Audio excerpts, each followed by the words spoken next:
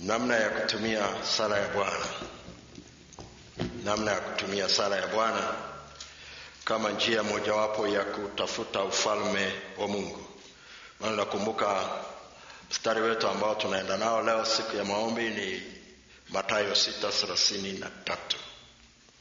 Bali utafuteni kwanza ufalme wake na haki yake, na hayo yote mtazidishiwa. Bwana Yesu asifiwe. Ile sala ya Bwana iliyoko kwenye Mathayo 6 mstari wa 9 mpaka wa 15. Bwana Yesu asifiwe. Amen. Kuna mtu yote ambaye hajui sala ya Bwana? Ili tumrudishe Sunday school.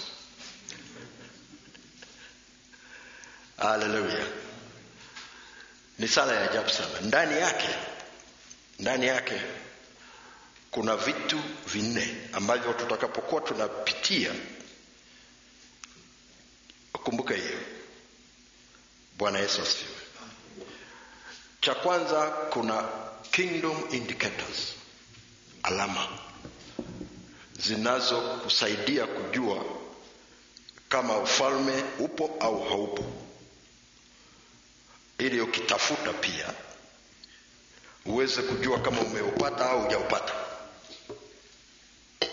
Kwa hiyo kuna kingdom indicators kule ndani, alama za kifalme au ishara za kifalme. Lakini ya pili, kuna kingdom priorities, vipaumbele, mpangilio wa vipaumbele vya Mungu, mpangilio wa matumizi ya muda.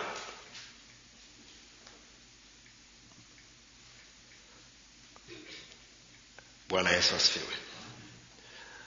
Alafu cha tatu ni maeneo ambayo unatakiwa kubadilika mindset.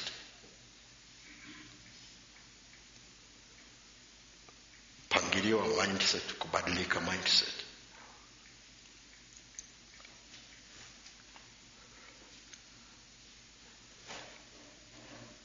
Alafu ya 4 ni prayer agenda. Ni agenda, ziko agenda kule ndani. Ni kati ya somo ambalo hutasahau maishani mwako. Bwana Yesu asifiwe. Unajua ile Mathayo 4:17 anasema tubuni kwa maana ufalme wa mbinguni umekaribia. Anazungumzia juu ya repent. Tubuni inatoka kwenye neno repent. Neno repent maana yake change the way you think, change your mindset. Haikusema change your spiritual life, change your mindset. Na watu wengi sana wanapata shida sana wakisoma ule mstari kwa staili hiyo, lakini ndivyo ilivyo. Kama unasoma Biblia na ukaangalia versions tofauti na meaning ya words, utajua lile neno change haizungumzii juu ya kuchange roho yako kwanza, inazungumzia juu ya kuchange your mindset first, kwa sababu akili ndio interest. Okay, sasa unaweza kaelewa kwa nini Biblia inasema akawafunulia akili zao wapate kuelewa na maandiko. Haisemi akawafunulia roho zao wapate kuelewa na maandiko, kwa sababu understanding iko kwenye akili. Biblia inasema Mungu alimpulizia mtu pumzi yake akawa nafsi iliyo hai. Lakini pia na kitabu cha Ayubu kinatuambia Mungu kwa pumzi yake aliweka akili ndani ya mtu. Tunaenda sawa sawa. Akili sio ubongo. Ubongo ni physical thing, iko kwenye mwili. Akili iko kwenye nafsi. Viliumbwa ili vifanye kazi kwa pamoja. Shetani akitaka kuzuia kuokoka, hazuii roho yako, kwa sababu after all it is dead. Kwa hiyo haiwezi kuwa threat spiritually kwake. Tunaenda sawa sawa. Ndio maana Biblia inasema shetani, mungu wa dunia hii, amepofusha fikra zao. Haisemi amepofusha roho zao. Tunaenda sawa sawa. Kwa hiyo kama unataka ku-open up watu waweze kumjua Yesu, lazima uombe fikra zao. Lazima uombe fikra zao, kwa sababu shetani anapofusha fikra isije ikawazukia nuru ya Injili. Ndio maana Yesu alipoanza alisema Tubuni kwa maana ufalme wa mbinguni umekaribia. Ndicho ambacho Yohana Mbatizaji alianza, na ndicho ambacho wanafunzi wake waliambiwa, katika kuenenda kwenu hubirini mkisema. Tunaenda sawa sawa? Bwana Yesu asifiwe. Ni muhimu sana uweze kuelewa. Niliona niseme hili mapema uweze kujua. Mithali ile 23 mstari wa 7 inasemaje? Inasema hivi, maana aonavyo nafsini mwake ndivyo alivyo. Unavyofikiri, ufikirivyo. Sio swala tu ya kile unachofikiri, lakini unavyofikiri kile unachofikiri ndivyo ulivyo. Kwa hiyo ulivyo ni matokeo ya picha iliyoko ndani yako. Picha iliyoko ndani yako ni matokeo ya mawazo ambayo yametengenezwa, yakatengenezwa mpaka yakawa fikra. Kwa sababu fikra ni mtiririko na mkusanyiko wa mawazo unaotengeneza picha.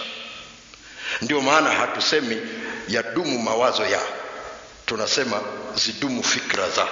Si mnaelewa hicho Kiswahili nyinyi? Mnaelewa? Sera zozote zinaanza kwenye fikra. Mtu anaanza na wazo moja, anatengeneza la pili, la tatu, la nne, alafu kunatengenezwa, kunatoka picha. Sera ndio ambayo inakuja kuonyesha ya kwamba okay, huyu mtu anachowaza, picha yake ni hii, anataka kuona maendeleo ya eneo hili kwa namna gani. Anapotueleza ni picha iliyoko ndani yako. Tunaenda sawa sawa? Haleluya. Kwa lazima uelewe, Mungu akitaka kumbadilisha mtu kwa nje, anambadilisha kwa ndani. Ndio maana kama mtu hata kama ameokoka, ni Mkristo mzuri kabisa, asipo change namna ya kufikiri, maisha yake hawezi kuchange. Kwa sababu fikra ndizo Mungu alizoweka ziweze kumbadilisha mtu. Na mahali ambapo Mungu anapeleka neno lake la kwanza lipite kwa ajili ya kumsaidia mtu ni kwenye fikra zake. Akawafunulia akili zao wapate kuelewa na maandiko. Why? Kwa sababu walishindwa kurelate kile kilichokuwa kinatokea in real life na scripture. Yesu alipofufuka alisemaje? Hivi ndivyo yalivyoandikwa kwa ajili yangu kwenye kitabu cha manabii na Torati na Zaburi. Kwa lugha nyingine anasema, mnashangaa kitu gani? Haya mambo ndivyo yalivyoandikwa. Ukisoma huko utayapata yote. Nilikuwa nazungumza mahali fulani, akaza unajua saa nyingine watu wanasoma Biblia alafu ikifika mahali hawataki tena kutumia Agano la Kale. Wanasema no, Agano la Kale sio la kwetu, kwa hiyo tunatumia Agano Jipya ndio la kwetu. Lakini hawajui ya kwamba kanisa la kwanza halikuwa na Agano Jipya kama maandiko. Kwa hiyo walipokuwa wanamhubiri Kristo, walimhubiri kutoka Zaburi, walimhubiri kutoka Torati, walimhubiri kutoka kwa manabii. Kasoma Biblia yako. Walipokuwa wakina Paulo wanazungumza kwenye masinagogi na kuprove kwamba Yesu ni Kristo, hawakuwa na kuanzia Mathayo mpaka Ufunuo, haikuwepo. Walikuwa na viuo vile vya Agano la Kale. They could see inside the scripture. Walimuona Kristo kule ndani. Tunaenda sawa sawa? Kama walimuona Kristo kule ndani, inamaanisha na sisi tunaweza kumuona Kristo kule ndani. Unaweza kuona ndani ya scripture, ukaona kitu. Na Yesu anasema, nimeshindwa kurelate mnachokiona na scripture. Na kingdom mindset ni kukusaidia kutumia scripture kutafsiri unachoona. Na maandiko yako wazi kabisa. Haleluya. Kwa hiyo nataka nikwambie hivi, kuna vitu vinne ndani ya sala ya Bwana usije kusahau hata siku moja. Kuna kingdom indicators. Ukiingia mahali utajua tu kama ufalme upo au haupo. Ukishapita kwenye shule nitakao kupitisha hapa utajua. Lakini pia utajua priorities ziko mixed up. Utajua kabisa kwamba matumizi ya muda hayajakaa vizuri, kwa sababu unajua priorities ina deal na matumizi ya muda. Bwana Yesu asifiwe. Na utajua watu wanachowaza, utajua mindset zao kama ni za kingdom au si za kingdom. Then unaweza kusoma chochote kile, iwe ni gazeti unasikiliza, unatizama kwenye runinga, ukaona papers mbalimbali, unaweza kuona hapa kuna kingdom mindset, hapa ipo. Sio lazima uone imeandikwa mstari fulani ndipo sema hiki ndio cha kimungu. Sio, unajua saa nyingine unasoma kitabu cha mtu hajakoti mahali popote mstari wa Biblia, unaweza kusema sio kitabu cha Mungu. No, it is not true. Tizama kilichoandikwa, tizama substance. Hallelujah. Sasa ngoja tuanze tukipitia kama prayer agenda, then hivyo vitu vingine ni rahisi sana kutizama. Tunaenda sawa sawa? Tunaenda sawa sawa? Okay. Ya kwanza, mahusiano yako na Mungu kama baba.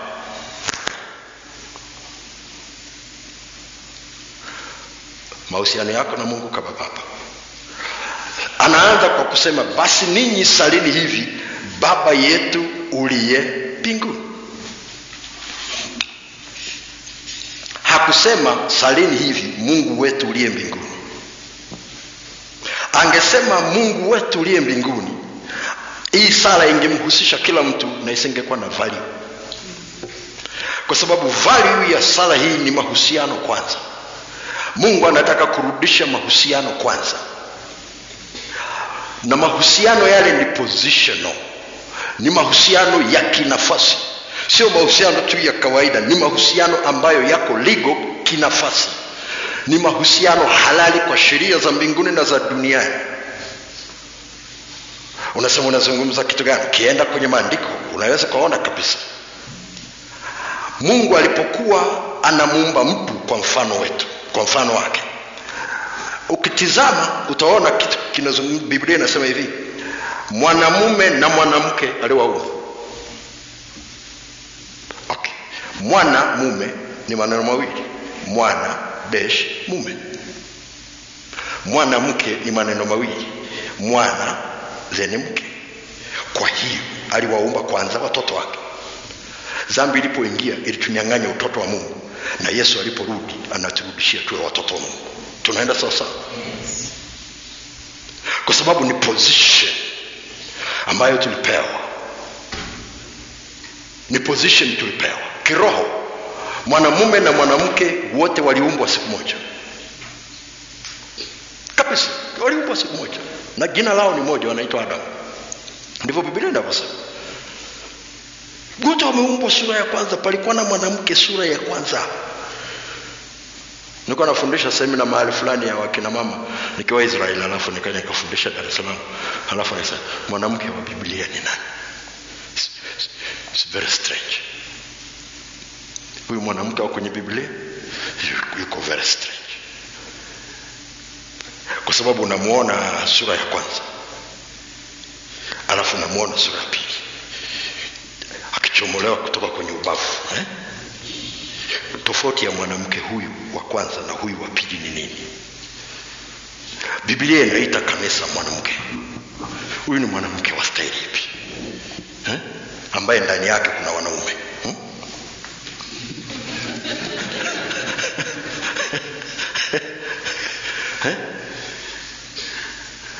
Alafu unamtazama yule kahaba ni mwanamke.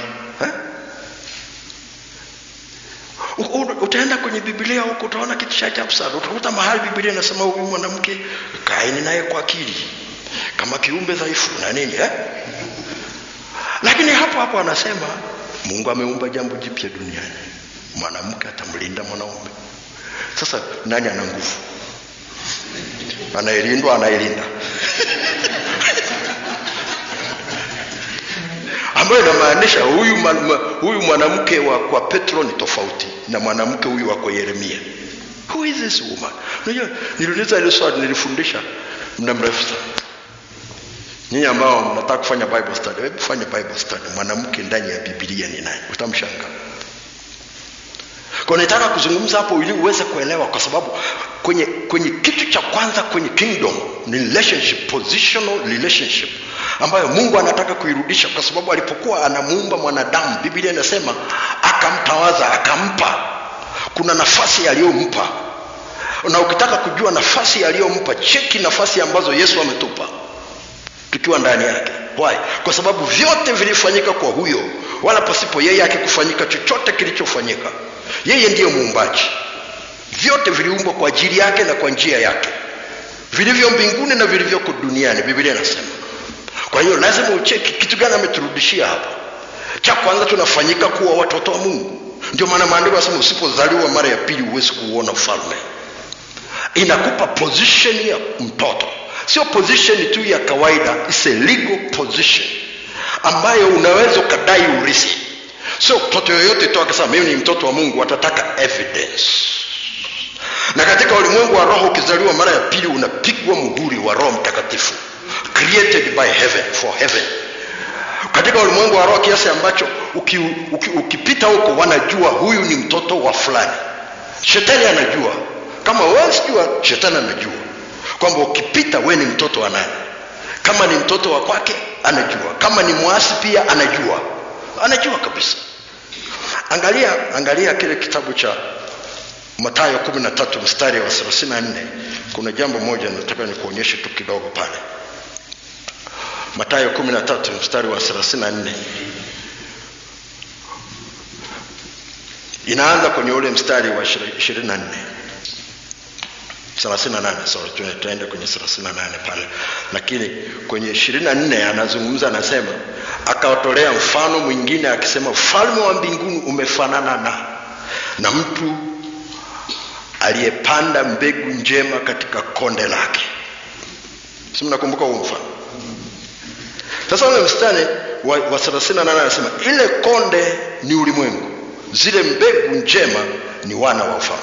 Sasa nataka ucheki, it's very clear. Haisemi tu wana wa Mungu, inasema wana wa ufalme.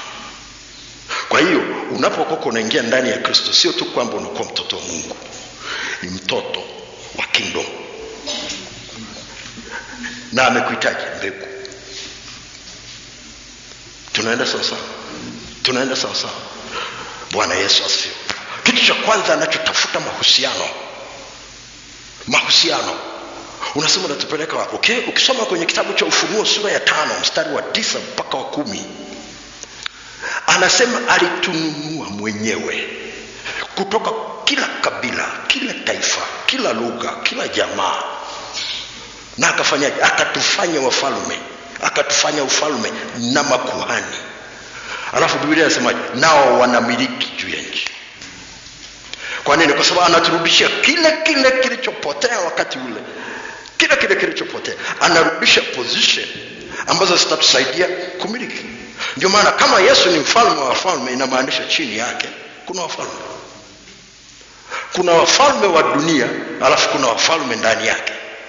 Hawezi kuitwa kuhani mkuu kama hana makuhani chini yake. Huwezi ukaitwa katibu mkuu kama huna makatibu. Na hivyo hawezi kuitwa mfalme wa wafalme kama hakuna wafalme. Kuna wafalme sisi tulio ndani yake. Tumefanyika wafalme ndani ya Kristo kwa damu yake, ili tukae kwenye zile nafasi. Sasa nisikilize tena. Kwenye kile kitabu cha Mwanzo sura ya 2. Na ukaenda ile mstari wa 9.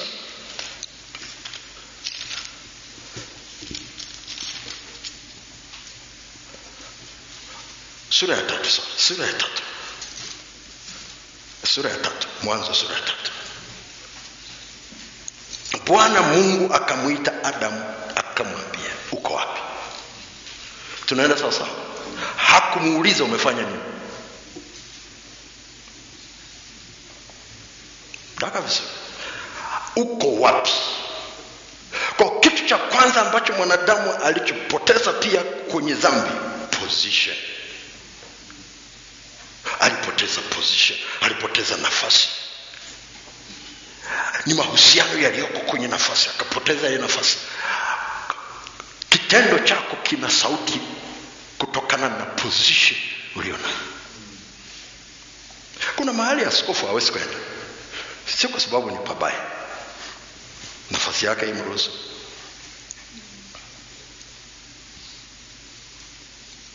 Kuna vitu mtu atasema, hakuna mtu atakuwa na kitu chochote. Ngoja mimi niseme. Utakikuta kiko kwenye magazeti, kiko mahali, kila mahali. Hiyo amplification inatoka hapo. Position. Ngoja nijaribu tena.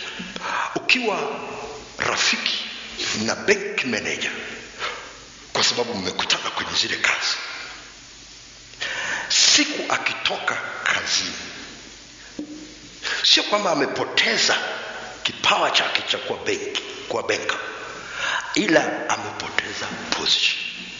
Tunaenda sasa? Okay. Unampigia simu kwa sababu hujui ya kwamba amepoteza ile position. Unasema ninaomba bwana tuweze kusaidiana hapa, kuna issue yangu hapa bwana, unisaidie haraka haraka. Unajua kitu cha kwanza atakachokuambia, siko tena pale. Hajapoteza professionalism yake ya kuwa banker, amepoteza position. Na kwa sababu amepoteza position, relationship kati yako na yeye ina change, na relationship kati yake na benki imechange. Na kwa sababu hiyo legally kuna vitu hawezi kukufanyia na vikasimama vizuri kwenye sheria. Kwa hiyo kuna vitu ambavyo haviwezi kwenda tena. Kwa hiyo jina lake limepoteza sauti. Tunaenda sawa sawa? Ndio maana Esther alikataa alipoambiwa na Mordekai, nenda kule ndani katusajie kusema kama ulivyosema wakati ule. Akasema sikiliza, hujajua na siku 30 sijamuona huyu baba. Na sio hiyo tu, hata mimi mwenyewe nikitaka kumuona lazima aninyoshe ile fimbo ya dhahabu, lazima kuwe na special appointment.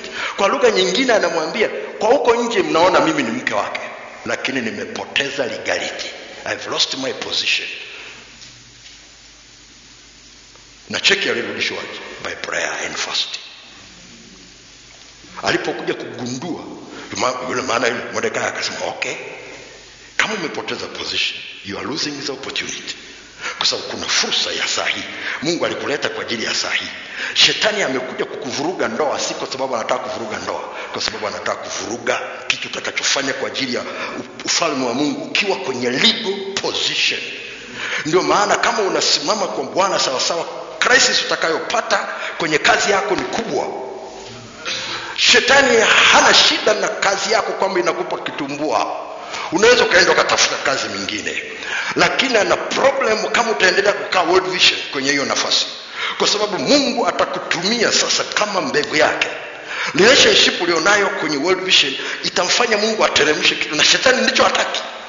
Hana shida na kazi, utapata mahali pengine. Ana shida na wewe ukifanya kazi World Vision. Kwa anakuletea kila aina ya harassment. Kwa hiyo indicator ya kwanza, ukienda mahali popote, cheki na watu uhusiano wao na Mungu. Kwa sababu sisi ni Wakristo, hakuna mtu aliyekataa, lakini si kila Mkristo ni mtoto wa Mungu, ingawa inatakiwa kila Mkristo awe mtoto wa Mungu. Ni uhusiano. Na utaona jinsi watu walivyo uhuru hata katika kuzungumza. Najua kwa mfano, nilikuwa nazungumza hapa kwa mfano, katika itifaki ya kingdom, hawezi kutoka hapa waziri akaenda nchi nyingine kumkaribisha rais aje kwenye nchi. Itifaki inakataa. Lazima awe ni rais huku amkaribishe rais mwingine, awe ni waziri huku amkaribishe counterpart. Hiyo ndio itifaki. Na hivyo hivyo unataka kumkaribisha Yesu kama kuhani mkuu, lazima occupy position ya kuhani. Unataka kumkaribisha kama mfalme, lazima occupy position ya mfalme. Unataka kumkaribisha kama baba, occupy position ya mtoto. Unataka kumkaribisha kama mchungaji, occupy position ya kondoo. Uhusiano wetu ni positional. Ukipoteza hiyo, umepoteza kitu kikubwa sana. Na hiyo ndio agenda ya kwanza. Unaweza kukaa hapo unaombea tu hilo, Baba yetu ndiye mbinguni. Hiyo unaanza kuomba hao watu walioko hapa, mahali unapopaombea, Mungu tengeneza mahusiano yao pamoja na wewe. Bwana Yesu asifiwe. Unaendelea. Ninapoombeaga kwa ajili yangu mwenyewe, ninaomba kwa ajili ya watoto, ninataja kwa majina. Naweza nikakaa kwenye hiyo item nusu saa, nategemea kitu moja nusu saa, ninaombea tu mahusiano. Position, occupy position yake, occupy position yake. usiachie, kwa sababu unaweza kuwa na position ukaogopa. Unajua position is a legal thing. Katiba za nchi nyingi sana, rais ni amiri jeshi pia, lakini sio lazima apitie jeshi. Wale walioko jeshini wanapanda vyeo kwa kuhakikisha kwamba vile vitu vyote wanavyotakiwa ndipo anapewa cheo. Huyu anapewa kwa sababu amekuwa rais. The moment anapoteza kuwa rais, anapoteza pia nafasi ya kuwa amiri jeshi. It is legal and constitutional. Tunaenda sasa. Ngoja nijaribu tena, maana hapa ni muhimu sana. Hapo kwingine tutaenda speed kidogo. Sijui ni wangapi ambao wanapataga nafasi ya kuangalia kunapokuwa na changes ya presidents. Utaona kitu cha ajabu sana. Nilipata nafasi ya kwenda stadium wakati kulikuwa na mabadilishano ya rais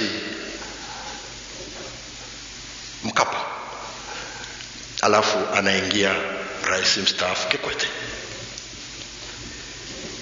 Nilikuwa kwa stadium pale. Sasa unajua mambo haya, Mungu ukianza kusoma kwa jicho la kingdom, unaona vitu ambavyo mtu mwingine wa kawaida haoni. Kwa sababu kama unakumbuka, kama ulikuwa unafuatilia kwenye runinga au na wewe ulikuwa pale, utaona jinsi ambavyo rais mteule, unajua anaitwa rais mteule wakati kuna rais yuko madarakani, akaja, nafikiri alikuwa na gari moja na mlinzi mmoja, na alipopanda pale hakupanda na mlinzi. Rais alikuwa anaondoka madarakani, kaja na convoy ya magari open, anaaga watu akiwa na mkuu wa majeshi.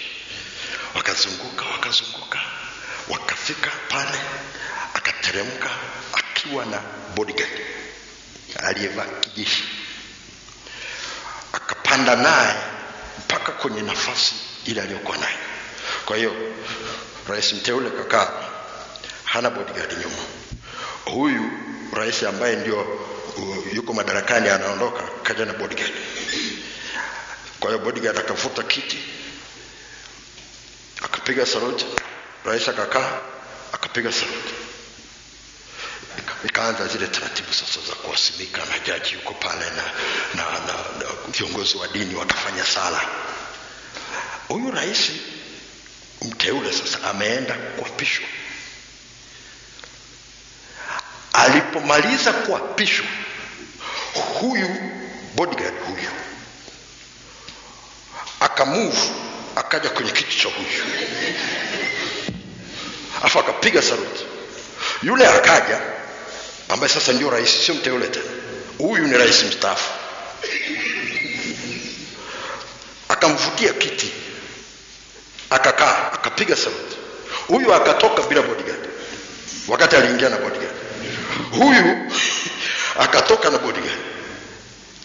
Hiyo ni changes za relationship namna gani ya kingdom. Relationship yao na kingdom ya Tanzania imechange, na imechange kutokana na position, legal position.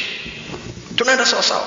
Kwa hiyo katika ulimwengu wa roho kuna mlinzi ambaye analinda position, na kuna mlinzi anayekulinda wewe. Wale ambao wanamlinda rais, hata rais mteule wanamlinda yeye as a person, wanao mpaka sasa, huwa waondokaji. Lakini anayelinda position of the president, anayelinda kiti, inategemea nani anakaa. Kwa hiyo ndio maana kuna malaika wengine hawaweza wakakusaidia kwa sababu wamepoteza position. Hallelujah. Tuende agenda ya pili. Agenda ya pili, jina lako litukuzwe. Jina lako litukuzwe. Jina lako litukuzwe. Unajua kutukuzwa maana yake kujulikana, kufahamika, litumainiwe, litegemewe. Lakini ukiomba jina lako litukuzwe, what do you expect? Kwa sababu lazima uombe kwa imani. Imani ni kuwa na hakika ya mambo yatarajiwayo, kufuatana na Waebrania sura 11 mstari wa kwanza. Ni kuwa na hakika ya mambo yatarajiwayo, ni bayana ya mambo yasiyoonekana. Don't pray if you don't expect. Lazima uwe unatarajia kitu. Na huwezi kutarajia kitu kama huna scripture, kwa sababu Biblia inasema katika Warumi 10:17, basi imani chanzo chake ni kusikia, na kusikia huja kwa neno la Kristo. Kwa lazima uwe na scripture. Mnamkumbuka Nabali? Ni wasomaji wa Biblia. Kwenye Samueli wa kwanza 25 mstari wa 25. Mke wake aliitwa nani? Abigail. Wakati anajitetea na kumwombea msamaha kwa Daudi, alisemaje? Alisema, bwana, huyu jamaa jina lake Nabali na upumbavu anao. Kule ndani ameweka, anasema hivi, alivyo mtu na jina lake ndivyo alivyo. Okay, ngoja nijaribu tena. Mathayo 18 mstari wa 20. Ule mstari wa 19 anaanza kusema, tena walipo wawili watatu wamekusanyika kwa jina langu, nipo papo hapo katikati yao, na lolote na watakaloomba watapewa. Why? Kwa sababu pale jina lake lipo, yeye yupo.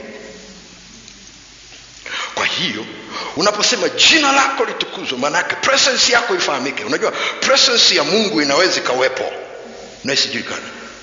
Isipojulikana, there is no discipline. Fear of God inatokana na presence of God. Kama presence of God haiwi manifested, there is no fear.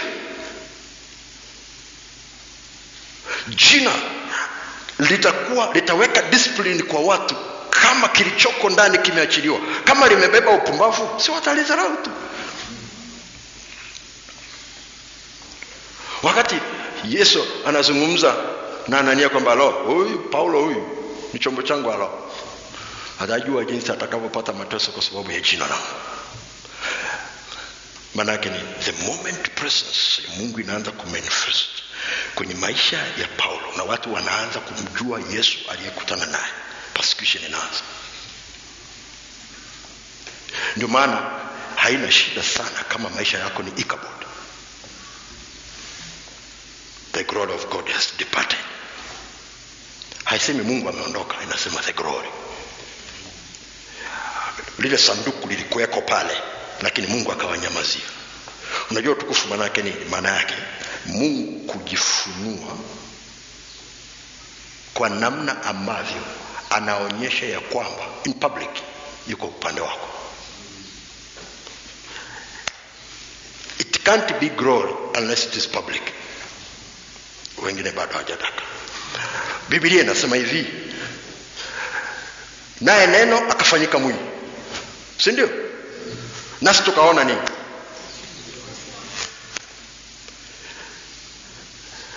Nasi tukauona utukufu. Utukufu lazima uonekane, you have to see it. Kuwe na namna fulani huku upande huu, kuwe na physical manifestation ya presence ya Mungu. Na sio lazima tu kwamba uone kwamba mtu amepona amefanya hivi. No, kuna namna fulani presence ya Mungu inaweza kaweka mahali fulani. Ukianza kupractice kujua presence ya Mungu, ukiendelea na sala ya namna hii, lazima utafika mahali unasema, Mungu naomba sensitivity. Uweze kunipa sensitivity, niweze kujua presence yako inapokuweko mahali fulani, ili apewe heshima anayostahili. Kwa hiyo unaposema jina lako na litukuzwe, maana yake jina lako na lifahamike. Ili jina lake lifahamike, lazima kuwe na presence yake pale iweze kufahamika. Tunaenda sawa sawa? Kwa sasa ni uamuzi wa kwako. Unaomba ukiwa wapi? Tukifika hapo mbele nitakueleza, alafu nitarudi tena pole pole. Lazima ujue unataka presence ya jina gani. Kwa sababu Mungu ana majina mengi, lakini analo moja tu lilo kuu. Na lilo kuu linaitwa Yesu. Yesu ni jina la Mungu. Unasema unajuaje? Nenda kwenye maandiko yameandikwa wazi. Yesu alisema hivi, ningekuja kwa jina langu msingenipokea. Lakini nimekuja kwa jina lake mnanikataa. Kwa hiyo anataka kutuambia jina la Yesu si la kwake. Okay, hiyo ni moja. Ukienda kwenye Yohana 17 anasema jina lako ulilonipa nimewadhihirishia hao. Bwana, kwa jina lako ulilonipa niliwalinda hawa. Kwa jina lako ulilonipa. Kwa anasema ni jina alilolipa. Ukienda kwenye Waebrania sura ya 1 utakuta pale Biblia inazungumza jinsi ambavyo zamani alisema nasi kwa njia ya manabii. Alafu katika siku hizi anasema nasi kwa njia ya mwana. Kwa nini amempa hiyo heshima? Kwa sababu ya jina alilolirithi lilivyo bora kuliko lao. Huwezi kurithi cha kwako. Kama amerithi jina inamaanisha alikuwa la kwake. Kama amerithi kwa babake inamaanisha alikuwa jina la babake. Tunaenda sawa sawa. Hallelujah. Lakini pia Biblia inasemaje? Alimkirimia jina lipitalo kila jina. Kama Mungu angekuwa na jina lingine Yesu lisingekuwa jina lililo kubwa kuliko majina yote huko mbinguni.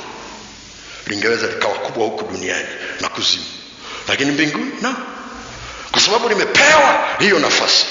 Inamaanisha ya kwamba limepewa nafasi kwa sababu Mungu ndio mwenye jina.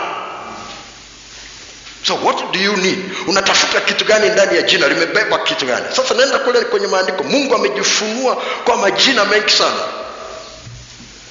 Roho Mtakatifu atakupa utakapokuwa unaomba jina litukuzwe. Unaona amenyamaza. Sasa lazima wewe ndio useme jina lipi litukuzwe. Tunaenda sasa. Jina lako na litukuzwe. That's no problem. Lakini unajua kuna kitu cha tofauti kwenye relationship unapo mention mtu by name. Tunaenda sawa? Kuna kitu cha tofauti. Unajua kwa wale ambao umeoana unaweza kuelewa. Mwenzako anaweza kusema baba fulani, mama fulani. Lakini siku akakuita jina lako, masikia anakaa hivi. Unajua kabisa kinachofuata kinahitaji more attention. Hallelujah. Hallelujah. Kwa hiyo unahitaji kufanya maamuzi. Hiyo ni agenda mojawapo. Kwa hiyo kwa mfano twende katika mazingira ya kawaida kama kingdom indicator. Okay. Jina la nani linatukuzwa kwenye kitu unachofanya?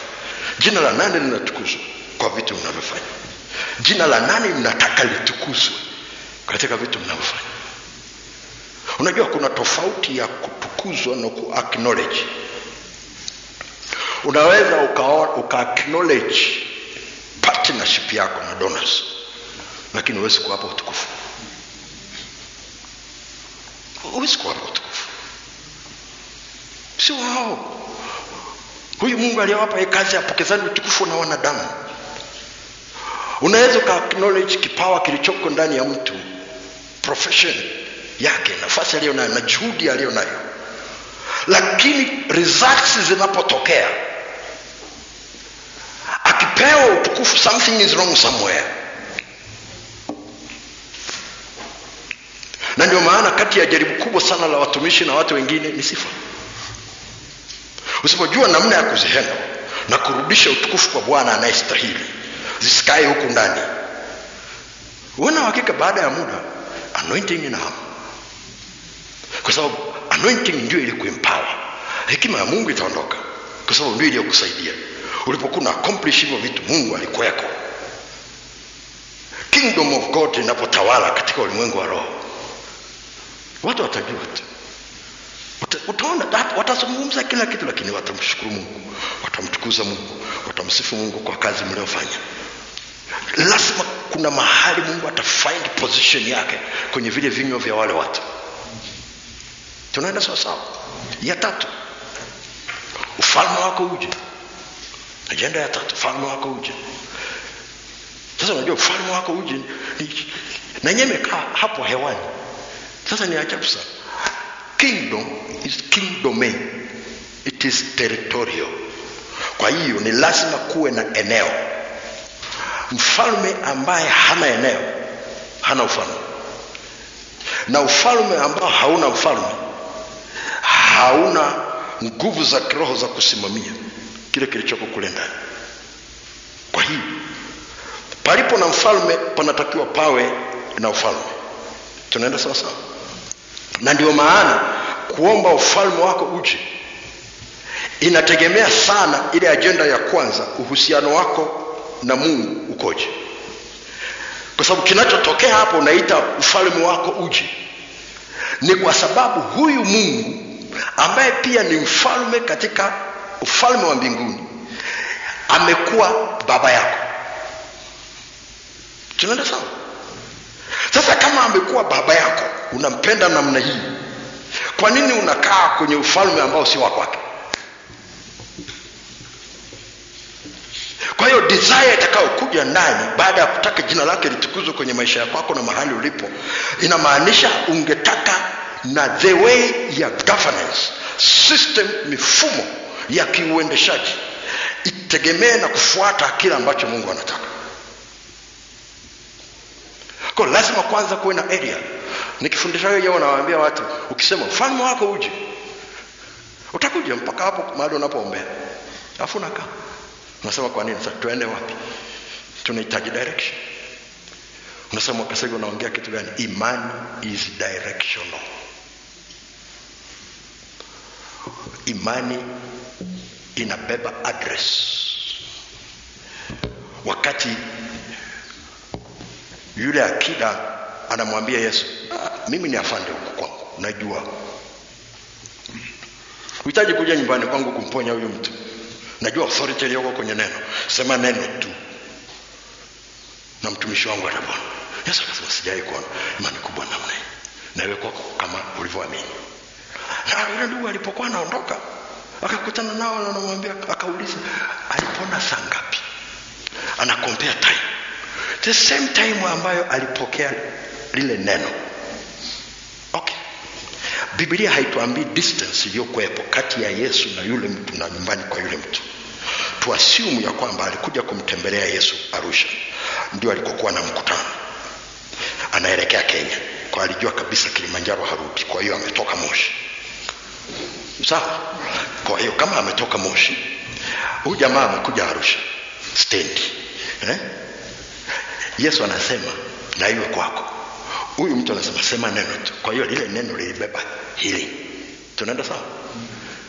Okay, liliwezaje kupita wagonjwa wengine njiani? Kwa sababu inawezekana nilikuwa ninapita nyumba zingine zina wagonjwa, na ninapita hospitali nafanya hivi.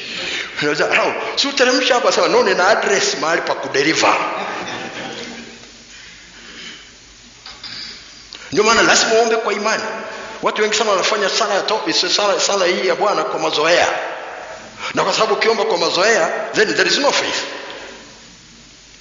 Lakini kama kuna kitu unatarajia, lazima useme unakitarajia wapi. Huwezi kusema tu nileteni tu hela, lazima utazipokea wapi? Sasa popote tu. Hakuna kitu cha namna hii. Lazima useme, imani yako lazima iseme. Ndio maana ni uhakika wa mambo.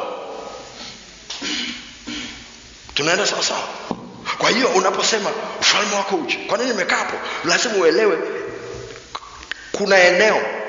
Kama ni ufalme unataka eneo. Ndio maana ukisoma kwenye kile kitabu cha Ufunuo sura ya 5 mstari wa 9 na 10, ameweka taifa, ameweka kabila, ameweka jamaa, ameweka lugha. Tunaenda sawa? Okay, unatafuta kitu gani? Unataka ufalme wa Mungu uje na kila kitu ulicho nacho. Kwenye Warumi 12 mstari wa 14, ufalme wa Mungu si katika kula na kunywa tu, bali anasema katika haki, amani, furaha, katika Roho Mtakatifu, sio hewani. Kwa hiyo unapoita ufalme wa Mungu uje mahali, manake una demand spiritual environment change. Kwa sababu ile haki lazima iwe katika Roho Mtakatifu, amani iwe katika Roho Mtakatifu. Chochote unachokitaka kwenye ufalme wa Mungu, atmosphere ya ufalme wa Mungu, kwa sababu kila kingdom ina atmosphere, ina spiritual atmosphere. Kinachotengenezwa kinatengenezwa na Roho Mtakatifu kuweka presence yake mahali pale. Kwa hiyo unapoomba ufalme wa Mungu uje, uwe na uhakika na kuja na Roho Mtakatifu, kwa sababu maandiko yameandikwa wazi kabisa. Ufalme hauji tu kwa neno, bali katika nguvu. Kwa hiyo expect namna hii. Kwa hiyo kwa mfano unasema ufalme wako uje wapi? World Vision ya wapi? Utaulizwa swali na Roho Mtakatifu, ya Kenya, ya Marekani, ya wapi? Kwa hiyo lazima useme ya Tanzania.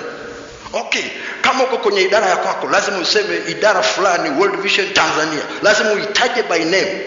Ile package yako itakuja imeandikwa hivyo hivyo. World Vision idara fulani. Inakuja pale, inaachiliwa. Ndio maana unakuta suddenly kuna tofauti ya spiritual atmosphere kwenye departments. Kuna vitu unaona department hii wanaongea utafikiri hawako World Vision. Kuna watu wanaongea huko utajua hii ndio World Vision yenyewe. Lakini wote wameajiriwa World Vision. Tofauti yake ni nini? Spiritual atmosphere. Utaona hawa wanavyofikiri ni tofauti na hawa. Tofauti yake nini? Mindset. Utaona hawa wanavyotumia muda, kipi cha muhimu ni tofauti sana na hawa. Tofauti yake nini? Priorities. Hawa wamepata kingdom priorities, wana prioritize muda wao. Okay, cha kwanza tumesema ni uhusiano wako na Mungu. Kwa hiyo swala la kwanza na maombi, it's not optional, it's natural. Haiwezi tena iwe kama vile ni mahali pa kufanyia roko kama umeonekana kazi. Ikishafika mahali pa namna hiyo, you have to go back kwenye ile agenda ya kwanza. Inamaanisha hujavuka pale. Kwa sababu the moment priorities zako zina change, uwe na uhakika priority ya kwanza itakuwa maintain relationship. Toka 1985 mpaka 1995 nilikuwa sijawahi kukaa nyumbani Christmas wala Pasaka na chapa injili. 10 years siku nyumbani Pasaka wala Christmas. 95 Mungu akaarrest attention yangu. Hakaniambia no, umekosea, priorities zako hazijakaa sawa, ziko mixed up. Ukienda namna hiyo utaharibu familia yako sasa hivi. Nikamwambia nimemix wapi? Sasa hiyo nilikuwa nafanya kazi. Nimemix wapi? Hakaniambia okay, panga vitu according to the usage of time. Nilikuwa na drive natoka mjini naenda Ngaramtoni, sisahau. Sasa okay, weka Yesu kwenye hicho kikapu, weka mke wako, weka na kazi, weka na huduma, weka na watoto. Afpanga kufuatana na umuhimu. How do you know kipi muhimu? Unachokipa muda mwingi zaidi comes number 1. Kwa hiyo nikaanza kupanga kwenye mawazo, naendesha gari. Sikumuona hata Yesu number 1. Huduma ilichukua number 1. Alafu ndio Yesu anakuja. Alafu kazi. Nakuja kutazama mke na watoto wako mwisho. Alafu Mungu akaniambia twende kwenye Biblia. Akaanza kunipa. Number 1 uhusiano wako na Mungu. Number 2 na mke wako kama umeoa. Kama umeolewa na mume wako. Number 3 watoto. Number 4 ndipo inakuja huduma na kazi. Kazini unaweza kufukuzwa. Ukifukuzwa nyumbani ni kugumu zaidi. Maana unajua kazini unafukuzwa hapa kazini, unaenda kutafuta kazi kwa yule pengine. Ukifukuzwa na mke unaenda tafuta mke mwingine. Fika kitu rahisi. Lakini si hilo, they don't see God. Hawamuoni Mungu kwenye maisha ya kwetu. Kwa nini? Kwa sababu the moment una mix hizi priorities, jina la Bwana haliwezi kutukuzwa. Kwa sababu vinaenda kwa priorities. Priority ya kwanza, Mungu kabla jina lake hajalitukuza anataka kwanza relationship. Unless kama mtafuti kingdom. Kama utafuti kingdom, there's no problem. Yesu anaweza kutukuzwa hapa, mkamshangilia siku 2-3 alafu disappear. Mkamshangilia, lakini kama unataka permanent presence ya Mungu, then unahitaji kuomba kingdom. Bwana Yesu asifiwe. Hallelujah. Ngoja nikuonyeshe kitu kidogo ambacho unahitaji kufahamu hasa kwenu nyinyi mnaweza mkaelewa vizuri. Isaya 33:22. Isaya 33:22, kuna kitu pale nataka niwaonyeshe. Isaya 33:22. Anasema hivi, kwa maana Bwana ndiye mwamuzi wetu. Bwana ndiye mfanya sheria wetu. Bwana ndiye mfalme wetu. Ndiye atakayetuokoa. Umeona hiyo? Kwa maana Bwana ndiye mwamuzi wetu. Bwana ndiye mfanya sheria wetu. Bwana ndiye mfalme wetu, ndiye atakayetuokoa. Kwa hiyo hapo unaona mihimili mitatu ya serikali, ya nchi, ya taifa. Bwana ndiye mwamuzi wetu, mahakama. Bwana ndiye mfanya sheria yetu, bunge. Bwana ndiye mfalme wa serikali. Kwa mihimili mitatu iko hapo. Lakini yote anataka yeye kuwa Bwana, sio Mungu kuwa Bwana. Unajua lordship. Unajua anapokuwa lord ni owner wa property.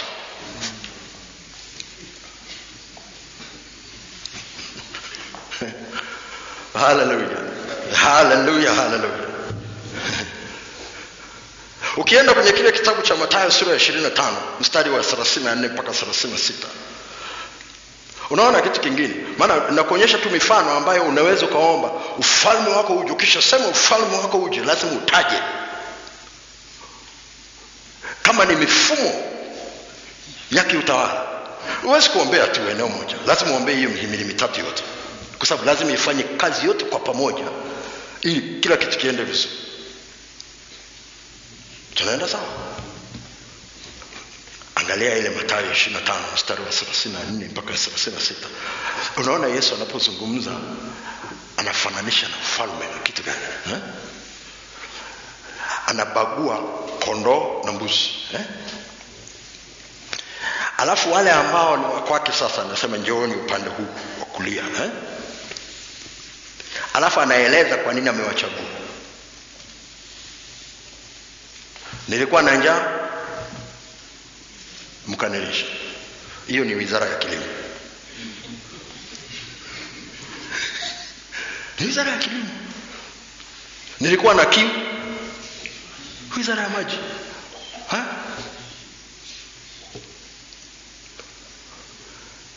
Nilikuwa mgeni, mkanikaribisha. Tourism. Najaribu kukufikirisha tu. Nilikuwa uchi, mkanivika viwanda vya nguo.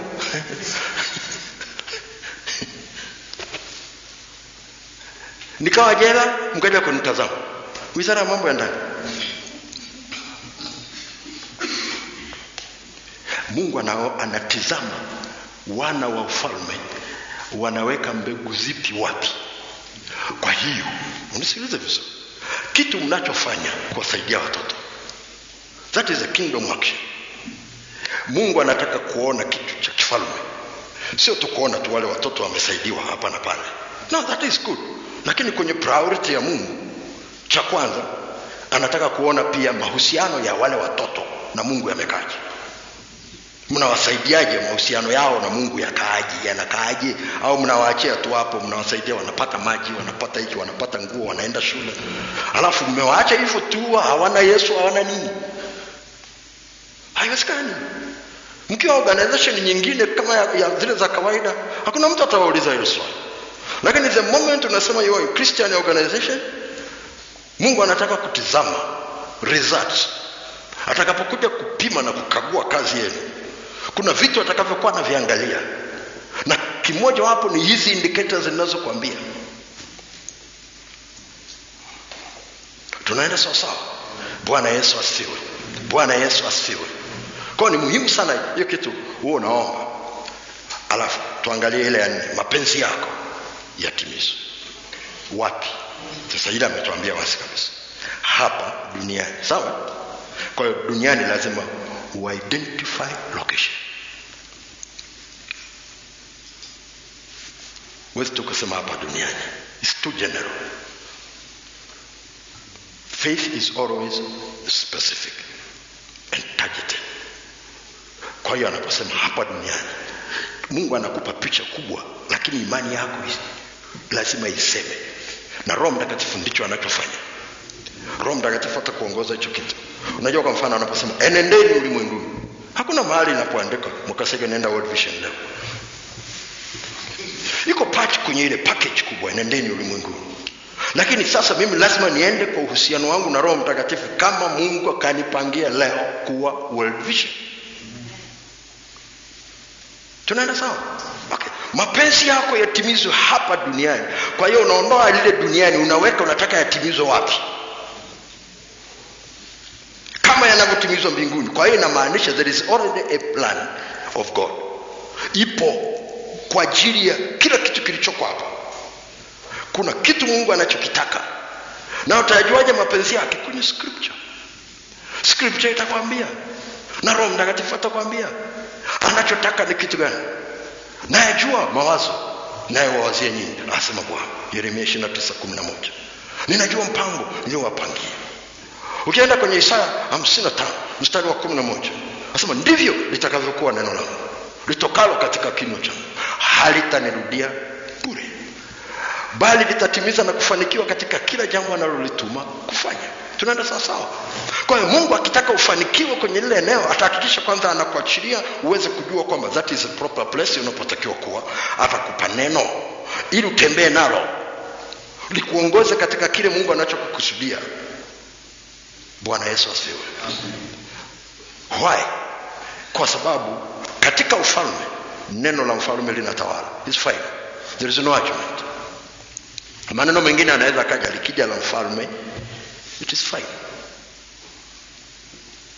Ukienda ukasoma kwenye maandiko maneno ya mfalme, ukasoma kitabu cha Daniel, utaona jinsi maneno ya mfalme wa Uajemi hayatanguliwi.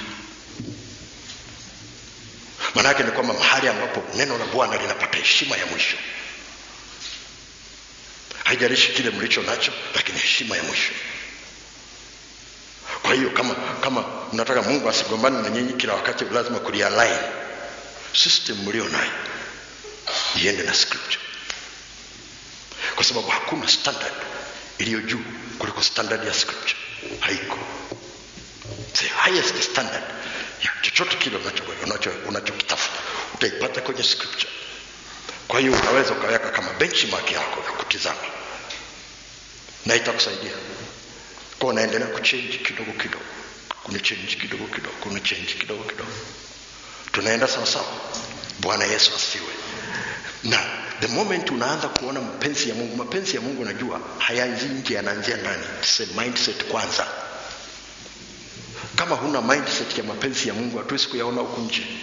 Kama huwezi kuona value ya kupasiu mapenzi ya Mungu na faida zake. Yesu alisema Baba aliyenituma hajaniacha peke yangu, yuko pamoja nami kila wakati na kila niendako. Why?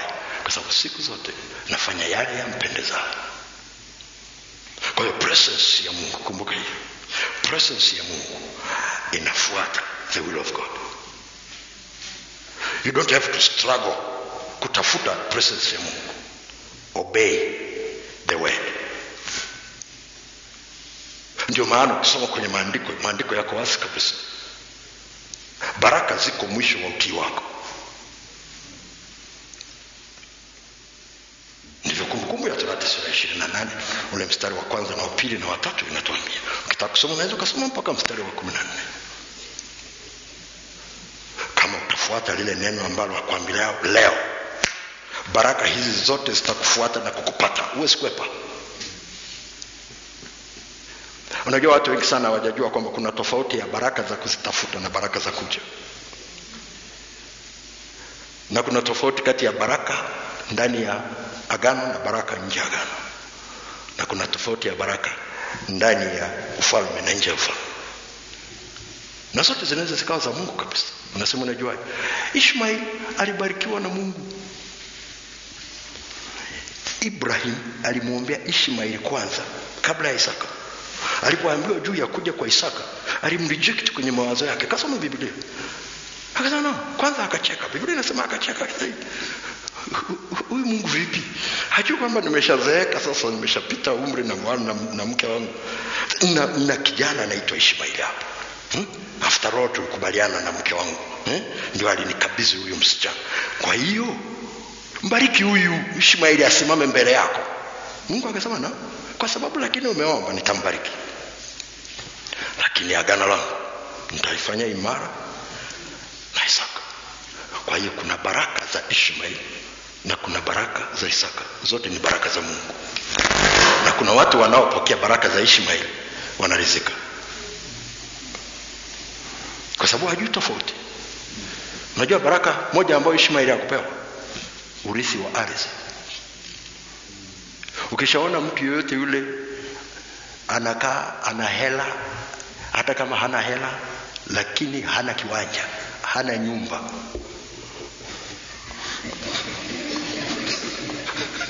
usinikasirikie. Kama huna nyumba hakikisha unatafuta. Kama kasome Biblia yako. Kati ya baraka moja wapo ni kujenga nyumba ukae, au umilikishe nyumba ambayo si yako. Kujenga nyumba usikae ndani yake ni sehemu ya laana. Si Biblia imeandika. Sasa sikwambiza kupangisha mbaya, hilo ni jambo lingine. Alafu sio tu kukaa, eneo la kukaa. Anasema na makao yao yatakuwa makao ya amani na utulivu, nami nitawapa raha. Ndio maana huwezi kwenda kujenga tu mahali popote. Location is everything katika ulimwengu. Kwa nini katika ulimwengu wa kiroho tunafikiri location is not something? Tunaenda sawa sawa. Bwana Yesu asifiwe. Na ukianza kujenga nyumba, Roho Mtakatifu atakusaidia kujua mpaka vyumba vikae vingapi. Unasema unajuaje? Mama Mshunami alijenga kwa sababu alitazama hawana watoto, wakajenga tu hata nyumba, chumba cha wageni hawakuwa nacho. Wakina Elisha walipokuja wanapita tu, Mungu anaambia leo chumba cha huyu mtu baraka yako iko akilala, akikaa, akila, akipumzika. Akamwambia mume wake, watu wanaopita hawa ni watumishi wa Mungu, siku zote nawapa chakula na nini, lakini leo natamani wakija wapate mahali pa kupumzika. Niruhusu nipaswe nitoboe nyumba hapa, niweke chumba, niweke na kitanda na meza na kiti. Na yule baba akamkubalia, wakatengeneza haraka haraka. Walipopita tena wale watumishi wa Mungu kule, wakakaribishwa. Unajua ile sadaka ilikuwa ni sadaka kubwa sana, kwa sababu unajua ili trigger Mungu kujibu. Unasema unajua, Elisha alisema umetufanyia ihsani kubwa namna hii, tukuombeni. Halafu akajifanya mjanja. Sasa mimi sina shida. Wakasema wapi, hana mtoto. Kitu gani kilichotokea? Amejenga nyumba, alishasimu hatapata mtoto, hataki hata wageni, kwa kajenga kajumba kadogo. Lakini hakujua kwamba Mungu ana plani yake. Angeshafikiri kidogo, akatulia kidogo, Mungu angemwambia ongeza chumba. Haijalishi hicho chumba kitatumika once in a lifetime, lakini muujiza atakaopata kwenye kile chumba utalast. Tunaenda sawa sawa. Okay, nisiendelea hapo, tuende agenda nyingine. Utupe leo riziki yetu. Kwenye tafsiri nyingine unasema utupe leo mkate.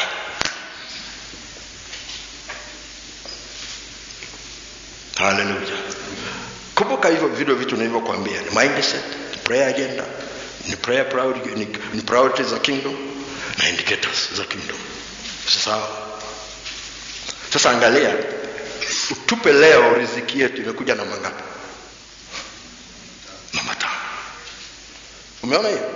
Kama imekuja namba 5, wewe kwenye prayer agenda yako inakuja na mangapi? Sasa unaweza kaelewa, bali utafuteni kwanza ufalme wake na haki yake, kwa sababu najua ufalme ukija una system ya kuhakikisha chakula kiishi. Wengine bado hajataka. Ndio maana hata ukifanya uzembe, usipolima, bado unasema serikali tupe chakula. Kwa nini? Kwa sababu kuna namna fulani ndani yako unadai haki fulani kwamba mfumo ulioko unatakiwa tukikosa chakula ututunze. Ama inatakiwa ulime. Sawa. Lakini kuna system, na ndio maana Farao alipopewa taarifa na Mungu kwamba kuna njaa, alijua kwamba ni responsibility ambayo lazima atengeneze mfumo ambao utamsaidia kwa ajili ya kuweka akiba. Tunaenda sawa. Kwa the moment unaanza kuomba ufalme wako uje, alafu inakuja hii item, utupe leo riziki. Mungu akupe supply ya kila siku, usije ukatindikiwa. Supply ya namna hiyo sio ya kubatisha, ni mfumo, it's a system. Watu wengi sana wanataka kuishi kwa muujiza. Ufalme wa Mungu haukuumbwa ili tuishi kwa muujiza. Ni systems zinafanya kazi kule ndani. Unajua muujiza maana yake nini kwenye kingdom? Intervention.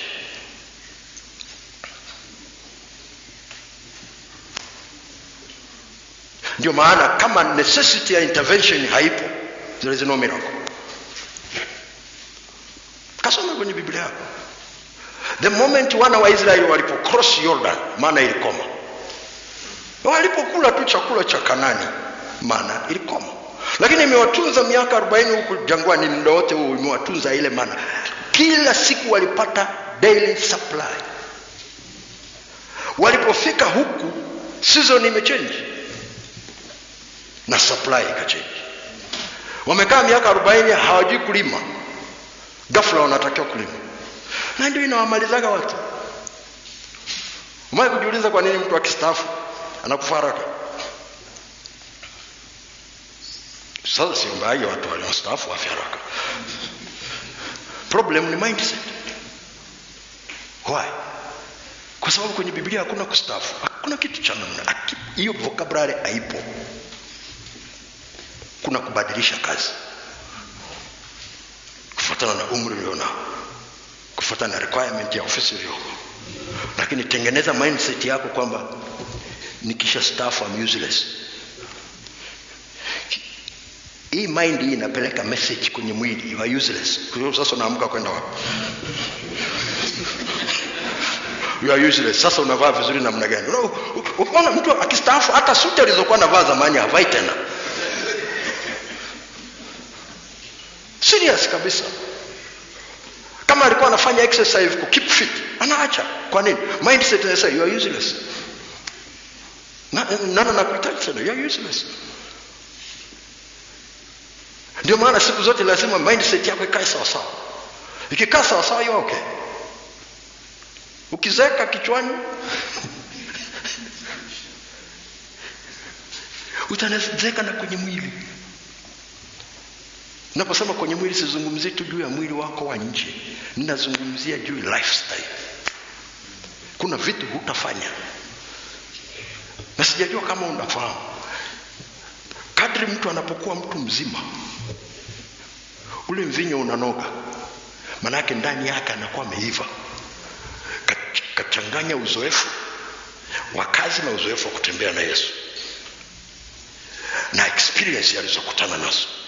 Ametengeneza pudding ambayo hakuna mtu anaweza kutengeneza. Kasome kwenye Biblia. Mtoto wa Suleiman, alitafuta ushauri kwa wazee, wakampa ushauri. Akakataa. Akaenda kwa vijana. Wakammaliza. Kasome Biblia yako. Why? Kuna kitu kinakaa ndani ya mtu. Unapotembea na Bwana hatua kwa hatua, kuna vitu unapaki ndani yako. Kuna experience unazopaki zinazotengeneza, zina add value. Unapozungumza na mtu inatoka na substance. Kwa sababu huzungumzi tu historia, unazungumza testimony. Tunaenda sawa sawa. Tuangalie ya 6. Karibu tunamaliza. Nibakiza 2. Ya 6 ni ya 3. Utusamehe. Haya, nyinyi mnaojua inasemaje? Utusamehe kama.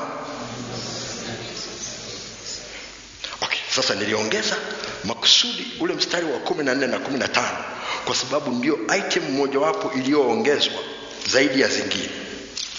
kwenye kitabu cha Mathayo. Na unajua kwamba watu walipokuwa wanaandika Biblia waliandika kadri walivyoongozwa na Roho Mtakatifu.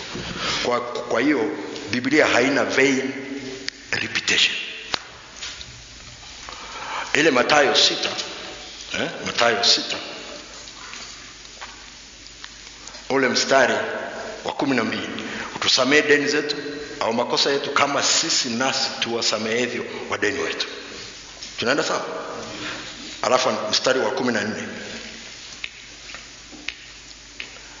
kwa maana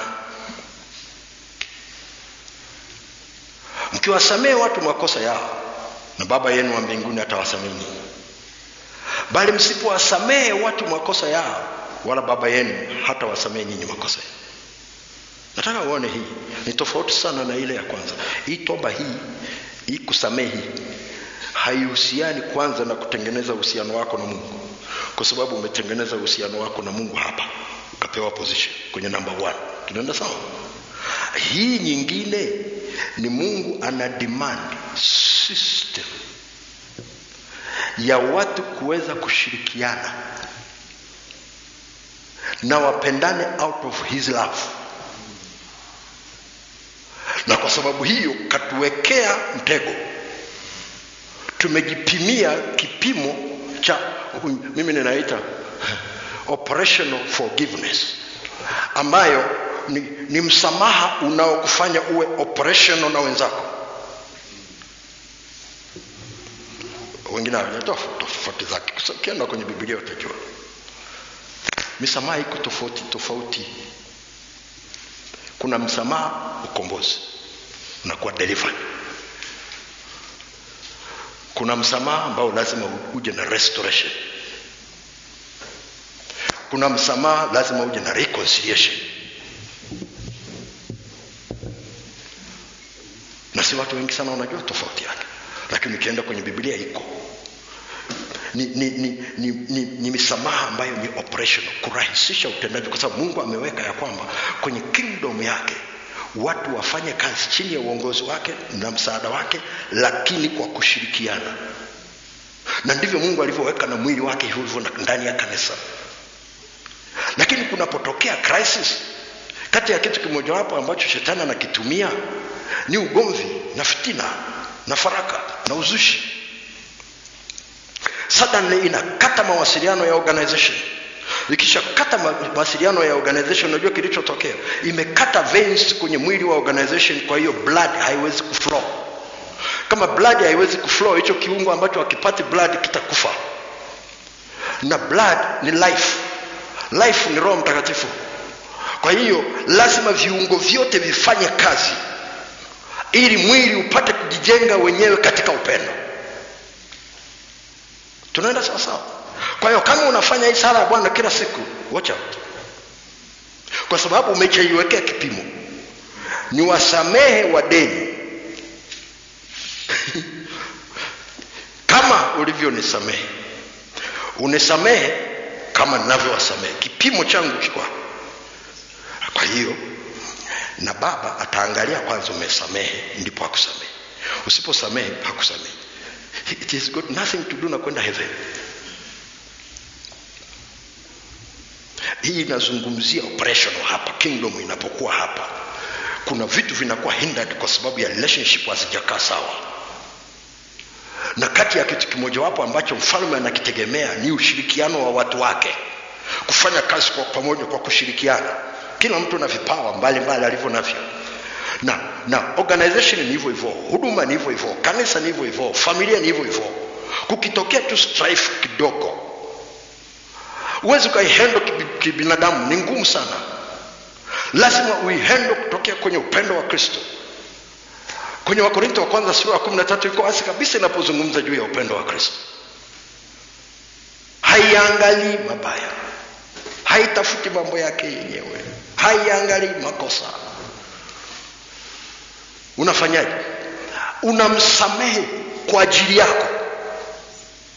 Nisije kama unaelewa. Mtu akikukosea usimsamehe kwa ajili yake. Kwa sababu anaweza kuwa hana hata mpango wa kuomba msamaha. Saa nyingine wala hata hajui ya kwamba amekukosea. Lakini hata kama anajua kwa amekukosea anasema lakini na hiki kimempata leo. Amezoeaga kuniumiza siku zote, afadhali na yeye ameumia. Kwa hiyo usitegemee mtu wa namna hiyo mtakaa chini mwanzoni mwanze kuzungumza. Lakini wewe unatakiwa ku operation. Huwezi kusubiri mwenzako ambaye hana mpango wa kureconcile na wewe kesho na kesho kutwa akuboost up kufanya kazi mahali ulipo. Unakuta mtu anasema bwana, afadhali tu nitafute mahali pengine pa kufanya kazi. Kwa nini? Bwana, watu wa ofisi hii, bwana, watu wa ofisi hii, shida tu. Sikiliza. Why don't you walk in love? Kwa sababu ukitembea katika upendo, unatembea above. Tunaenda sawa sawa. Kwa sababu gani? Akikukasirikia wacha akasirike, kwa sababu hawezi kukupunguzia kitu chochote. You were fitted together by God. Hukuchagua kuja kwenye hiyo position. Mungu alikuposition na yeye akamposition.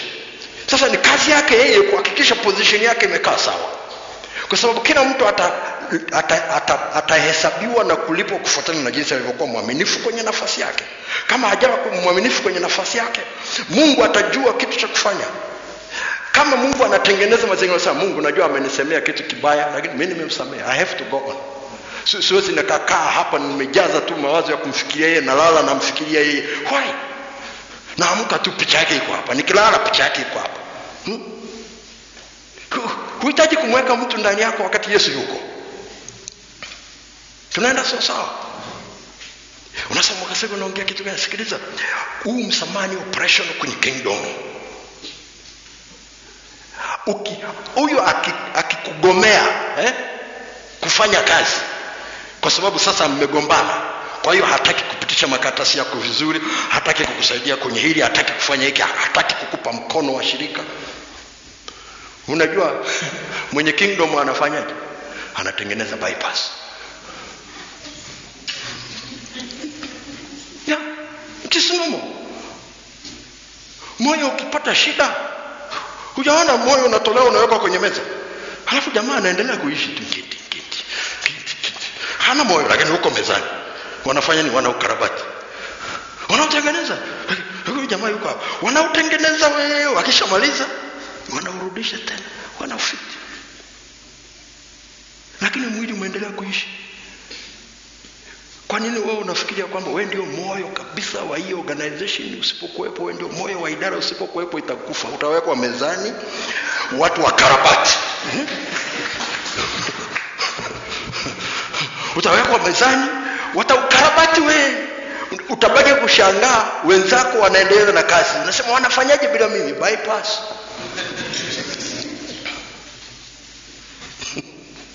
Hallelujah. Hallelujah.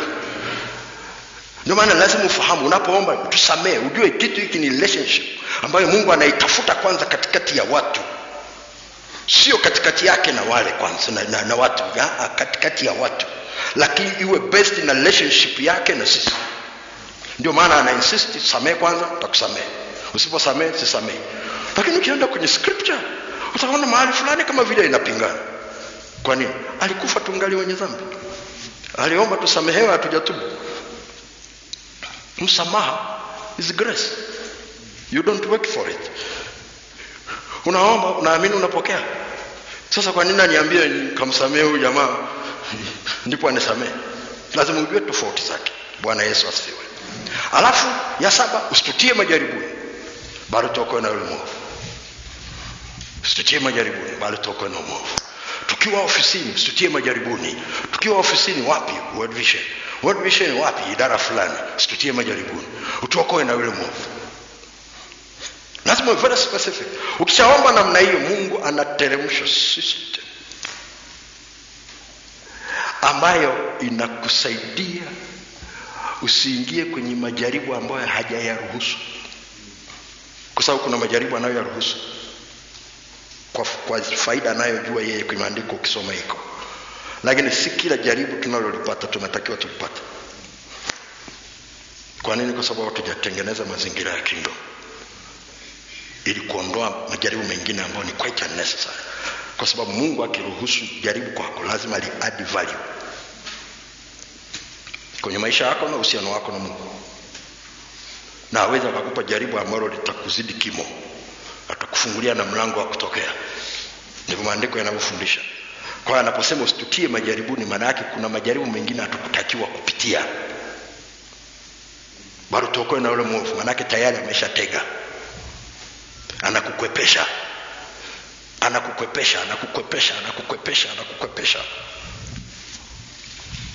Na utashangaa tu baada ya muda Mungu anakudhihirisha na kukuonyesha kwamba mahali fulani kulikuwa na mtego huu, mahali fulani kulikuwa na mtego huu, nikakukwepesha hapa, nimekukwepesha hapa. Unabaki kushangaa ile wisdom ambayo Mungu anakupa.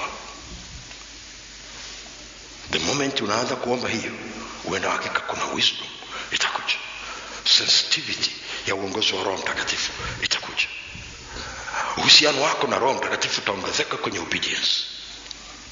Aidha akikusemesha kitu unatisa hiyo. Unafuata hicho. Na saa nyingine huulizi na maswali saa hiyo. Unajua Mungu amenisemesha move, you move. Ufikiri mara mbili. Ndio uzuri wa kujisurround wewe mwenyewe na spiritual environment ya kingdom. Itakusaidia sana. Ukiona Mungu ameruhusa na sababu. Lakini kuna zingine it's quite unnecessary. Wakati tsunami inatokea, tulikuwa Mombasa na watoto na mama ufukweni, tumeenda kupumzika. Christmas. Tumesherehekea tarehe 25. Tumeenda kanisani, tumerudi. Mama ameenda na wasichana wake kutembea beach. Mimi nimebaki na Joshua, tunacheza pool. Ghafla Roho Mtakatifu akaniambia go inside and pray. Tunacheza pool. Sasa nafikiria sasa bwana mdogo na mwachaje. Kwa tukaendelea naye, roho sauti karudi tena. Nenda ndani kaombe. Nikaendelea kucheza. Ikaja stronger. Nenda ndani kaombe. Nikamwambia leo kuna kitu Mungu ananisemesha, nikaombe. Baba situmalizia hapa ameshanisemesha mara 3 hii. Kwa sasa wewe nenda twende nikuonyesha mama yako na dada zako wako huko. Nenda kutembea nao, ngoja nikaombe. Akakubali akaenda, nikaenda chumbani. I prayed for almost 1 hour nafikiri na zaidi. Namuuliza Mungu kuna nini? Akaniambia kesho asubuhi pack your things and go. Hatukuwa na shida hela. Tumekaa hapo, tulikuwa tunataka tukae labda mpaka mwaka mpya. Hii ni tarehe 25, Christmas box. Akaniambia pack and go kabla ya saa 6 mchana. Very specific. Okay, siulizi maswali. Kazi ni kuwa convince sasa familia. Kwa akaja mama nikamweleza. Mama akubisha, kama Mungu amesema we go. Tukaita watoto. Watoto wakaniambia baba kama umeishiwa hela useme tu. Wewe unamsingizia Mungu.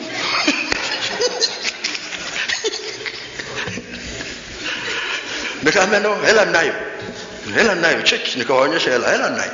Hii sio swala la hela. Ni swala Mungu anasema we have to. Wakauliza kuna nini? Nikamwambia sijui kwa sababu sijauliza. Siulize kwanza. Nikamwambia amesema by saa 6 we have to be out of here. Basi wakakubali shingo pande. Tukaaga, tukalipa kila kitu, tukaingia kwenye gari, tukahakikisha tumeshatoka kabla ya saa 6. Tumeshavuka Pantoni kuja eneo la Tanga. Wananiambia baba tulale Tanga. No, Mungu amesema turudi Arusha. Kwa hiyo drive mpaka Arusha. Tumefika tumechoka tukalala. Yule binti yetu mkubwa alikuwa Marekani. Akapiga simu. Kwa sababu alikuwa anajua tuko Mombasa. Akasema mmepona. Tukauliza tumepona nini? Kwani mko wapi? Tuko Arusha. Mmeondoka saa ngapi? Tumeondoka mapema tu. Tsunami imeingia Mombasa. Ile saa 6. Sasa saa 6 polisi wakaja. Kule wana polisi wa kule wa tourism. Wakaja wakipita kila hoteli. Watu waondoke kwa sababu kuna tsunami inakuja. Saa 6 kamili. Na hawataka kuona mtu. Can you imagine uko na watoto na nini, hujapaki na nini? Lakini Mungu amenisemesha jana, hakuona sababu ya lile jaribu kunisonga zaidi, akaniepusha nalo tu. Hii sio isolation cases ya mtu mmoja mmoja. No. Ukishakaa kwenye kingdom, voice ya ufalme inatakiwa iwe normal kwako. Kwa nini? Kwa sababu sasa mmeshabadilisha mahusiano. Wewe ni mtoto wake. Hakuna mzazi ambaye hataki mtoto wake ajue sauti yake. It becomes natural. Ukitaka kujua sauti ya Mungu, ongeza time ya relationship na Mungu, utaisikia sauti tu vizuri. La mwisho ya 8, kwa kuwa ufalme ni wako na nguvu na utukufu hata milele. Anafika pigwa amina. Kwa kuwa ufalme ni wako. Okay. Je, mahali ulipo ufalme ni wake? Kwa sababu huwezi kusema kwa kuwa ufalme ni wako. Sasa wengi sana wakisema kwa kuwa ufalme ni wako, anazungumzia juu ya ufalme wa Mungu huko mbinguni. No. Ufalme wako uje. Sawa? Sasa kama ufalme umekuja, Mungu anauliza have you received it? Kwa sababu kama umeupokea, yoyote myaombayo mkisali, amini ya kwamba mnayapokea nao yatakuwa yenu. Kwa hiyo usisubiri evidence ya nje ndipo useme ni wako. Tunaenda sawa? Maana yake unasema kwa imani, kwa kuwa ufalme wa ofisi hii ni wako. Mazingira ya ofisi hii ni ya kwako. Mapenzi ya ofisi ni ya kwako. Mahusiano ya ofisi ni ya kwako. Ukiendelea kusema na mneo utashangaa kweli. Bwana Yesu asifiwe. Alafu anazungumza hapa lingine, anasema na nguvu. Maana yake ni kwamba kitu gani kinachosukuma vitu kufanyika na mtu asivifuje?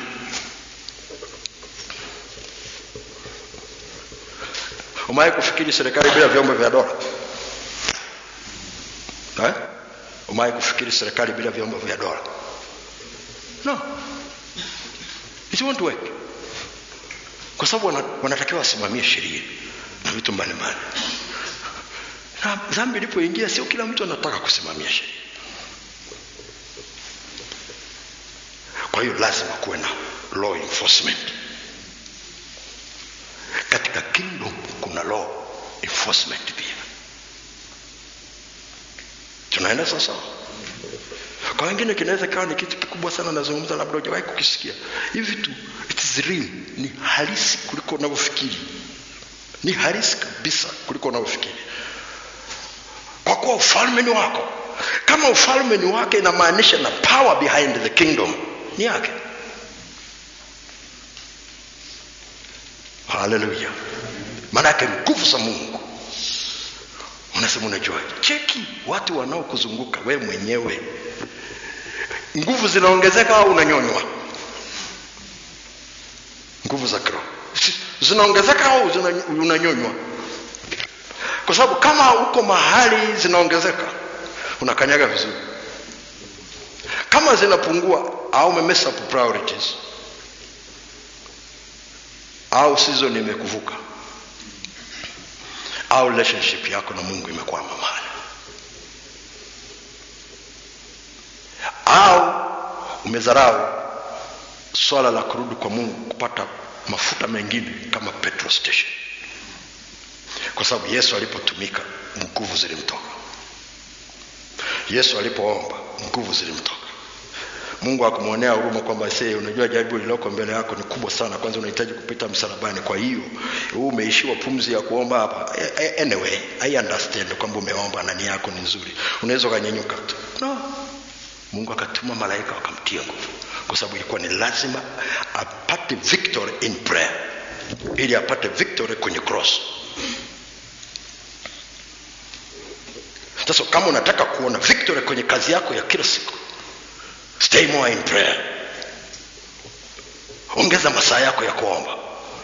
Ukiona yanapungua, something is not right somewhere, Manake ni kwamba zingekuwa indicator zile za kingdom zinawaka kama taa, ungekuta kwenye dashboard inafanya hivi, change oil, change oil, change oil, change oil. Hakuna mtu yote ambaye anapuzia hiyo indicator kwenye gari yake. Utanunua engine sasa hivi tu.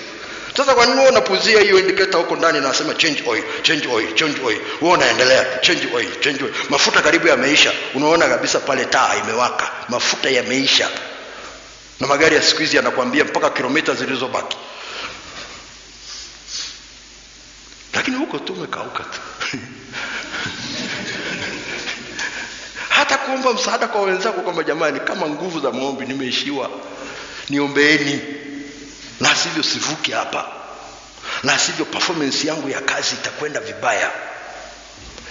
Ile strength niliyokuwa nayo ya kujitolea hapa na pale inakuwa haipo. Unakuwa mzito kwenye maamuzi yako, unakuwa mzito kwenye vitu mbalimbali. Kumbe tu umeishiwa mafuta, unahitaji kuwekewa grease hapa na pale. Unatoka. Bwana Yesu asifiwe. Amen. Mara kwa mara nawaambia watu, nenda na maisha yako ya kiroho kwa Mungu mara kwa mara kwa ajili ya spiritual check-up. Kama unaenda kwenye physical check-up kwa daktari na unajua umuhimu wake, jipeleke kwa Yesu hata kama unaona wewe una shida mahali popote kiroho. What's the problem? Sipeleke tu kwa ajili ya spiritual check-up. Sasa Bwana Yesu, huko mbele tuna mwaka mzima mpya wa World Vision. Je, spiritual status tulio nayo tunaweza tukasustain na kufikia malengo aliyotupa kwa mwaka huu? Jipeleke. Mungu akague, atizame ndani yako. Utashangaa kitu Mungu anakufanyia. Watu kama sisi ambao tunasafiri mara kwa mara na tunaenda hospitali kwa ajili ya check-up, utakutana na vitu ambavyo kutegemea unavyo mwilini. Kwa sababu unajisubject kwa ajili ya check-up ya safari. Mwalimu naenda hapo naumwa sana, si umu. Sasa unataka kitu gani? Check-up. Unaenda hapo na safari na wiki 4-5 sitarudi hapa nyumbani, sitakuwa nimetulia, na hizi wiki 5 nitapita labda mikoa 6-7. Nataka check-up. Kwa na check kila kitu kama kinafaa kwa intensity ya safari. Ndio maana ukipeleka gari wanakuambia unaenda Mbeya, badilisha matai. Ungekuwa unaenda Moshi, tungekwambia nenda tu, yanaweza kwa survive. Lakini unaenda Mbeya, change. Na kwa Mungu ni hivyo hivyo.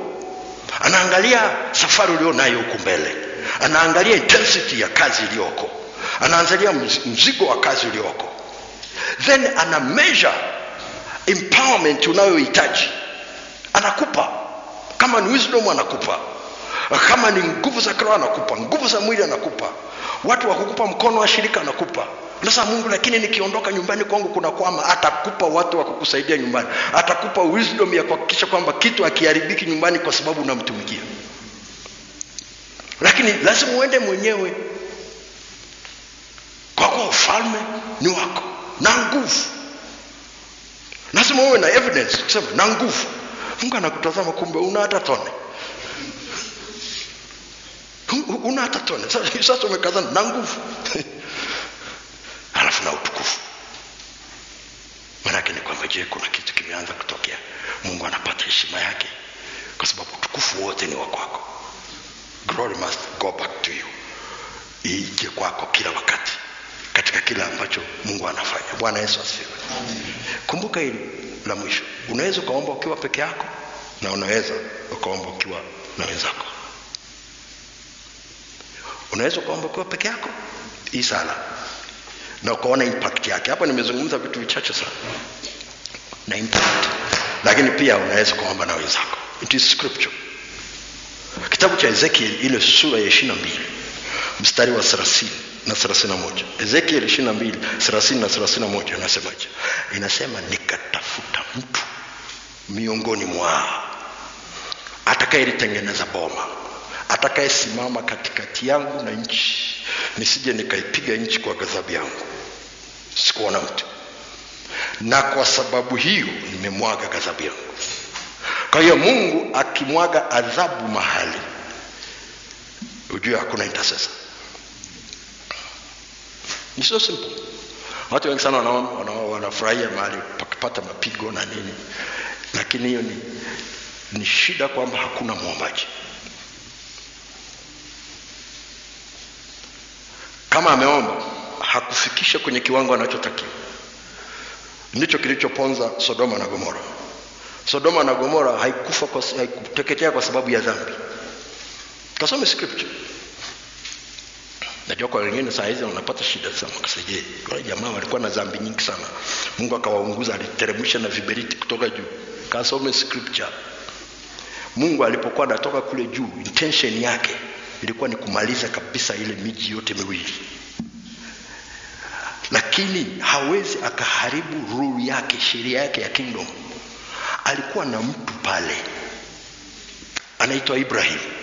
Tunaenda sawa? Ibrahimu alikuwa na ndugu yake huko kwenye mji mmoja wapo. Wakati anapita kwa Ibrahimu kumweleza juu ya ujio wa Isaka, malaika wameshaondoka. Kasoma Biblia yako, malaika wale wawili waliondoka. Bwana akasimama pamoja na Ibrahim, akaanza kumsindikiza.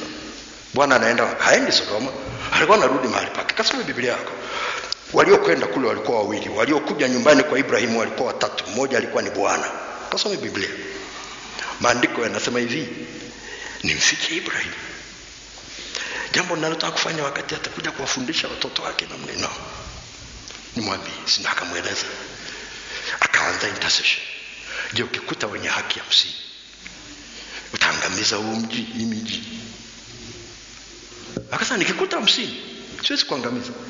Ibrahim akagundua ya kwamba hana uhakika kama 50 wako. Ametaja haraka. Kwa akaanza kuteremsha. Kasoma Biblia yako, aliteremsha. Ilipofika anaenda kwenye ile ya 10. Akasema nitasema hii mara hii usikasirike. Nani alimwambia kwamba akianza kuintercede namna hiyo Mungu atamkasirikia? Ni mindset aliyokuwa nayo. Kama Mungu amemheshimu kumweleza kilichoko mbele, inamaanisha atamheshimu kumsikiliza. Akasema ukipata 10 utaangamiza. Akasema sitaangamiza. Huyo jamaa akaishi hapo. Akaishi hapo. Roho Mtakatifu akumwachia. Kasoma Biblia yako. The next day akaenda the same spot alipokuwa na Bwana akizungumza kitu. Akatazama kukuta Sodoma na Gomora inawaka moto. It is too late. Less than 24 hours. Fikiria wale watu kule wanaungua, wanaangamia, alafu wanajua kwamba Ibrahimu alipewa opportunity ya kuomba ili adhabu iwe waived. Fikiria wajua. Alafu wajua kwamba alikazana kuomba, amemiss to few items. Kwa sababu scripture inaruhusu. Ukisoma Yeremia sura ya 5 mstari ule wa kwanza, anasema nendeni mkaangalie ndani ya mji wa Yerusalemu, kama yuko mtu mmoja aliye na haki nitauacha mji. Kwa kama yuko tayari kuacha mtu mmoja, huyu ndugu angesema, je, Sodoma na Gomora utaiangamiza kukiwa na mtu mmoja? Mungu angesema sitaangamiza. Na Nuhu alikuweko. Wale waliokuwa kwenye safari na Paulo walipona wasiangamie meli yao ilipovunjika kwa sababu ya Paulo. Wewe unaitwa mbegu ya ufalme. Shirika haliwezi likaangamia wakati upo. Project haiwezi kufa na wewe upo. Inamaanisha kuna mahali fulani tu umeacha kuomba. Anasema unajua nimewaita wenzangu tuombe, hawakuja. No. It is none starter. Nikatafuta mtu, hasemi nikatafuta watu. Mungu anatafuta partner. Yesu amedumu huko mbele, huko juu mkono wa kuume, anadumu kutuombea, anatafuta partner huko. Amteremshie wazo ili waombe pamoja naye. Kama hakuna mtu mwingine, wewe una partner na Yesu hapo kuomba, kwa sababu ana interest yake kwenye kingdom kwa mahali ulipo. After all, hapendi kuangamia kwake mwenye dhambi. Yule aliyekuwa anasema nimekuja hii mara zote hizi sijapata tunda hapa, si mnamkumbuka yule mkulima? Ngoja niukate yule anayepalilia na kutunza ile bustani alisemaje? Mwaka ngapi? Kwa nini akaomba miwili? Swali linakuja sasa, niache nipalilie mwaka mmoja. Mimi swali linalokuja, kwa nini aliomba mwaka mmoja?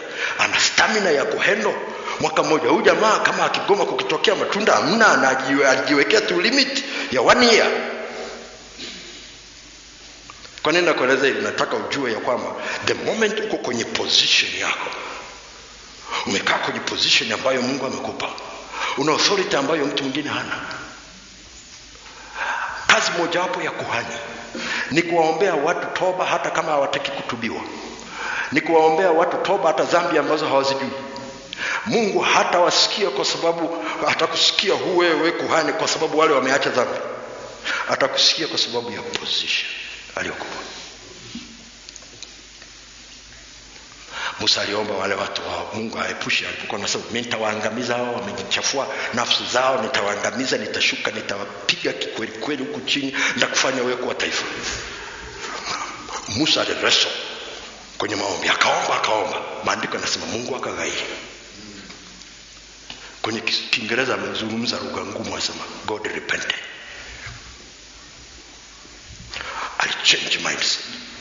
Kwenye Kiswahili tumeweka neno zuri kidogo, Mungu alighairi. Sasa sikia, huyu jamaa alipoteremka akashangaa sana kwamba Mungu ameacha kuwaadhibu. Hao jamaa bado wako wanasherehekea ndama, wako katikati ya dhambi na Mungu ameshasamehe, amewefu, ameondoa ile adhabu. Ndio maana Musa alikasirika sana mpaka akasema aliye upande wa Mungu na aje kwangu. Halafu akashangaa wakatokea wachache sana. Alifikiri anaweza akatishia mtu inapofika kwenye kitu cha imani. Yaani hata wale waliokuja kwangu ni wachache na mnendo wameharibika namna hii. Akasema okay, chukueni mapanga, chinja hawa jamaa ambao hawataki kuja kwangu. Walikufa watu 3,000. Unajua wanaitwaje? Wafia dini. Walikuwa tayari kufa kwa ajili ya ndama. Akajua hapa amefanya mistake. Kasoma Biblia yako. Akamwambia nimefanya kosa kubwa sana, nitarudi tena kwa Mungu juu.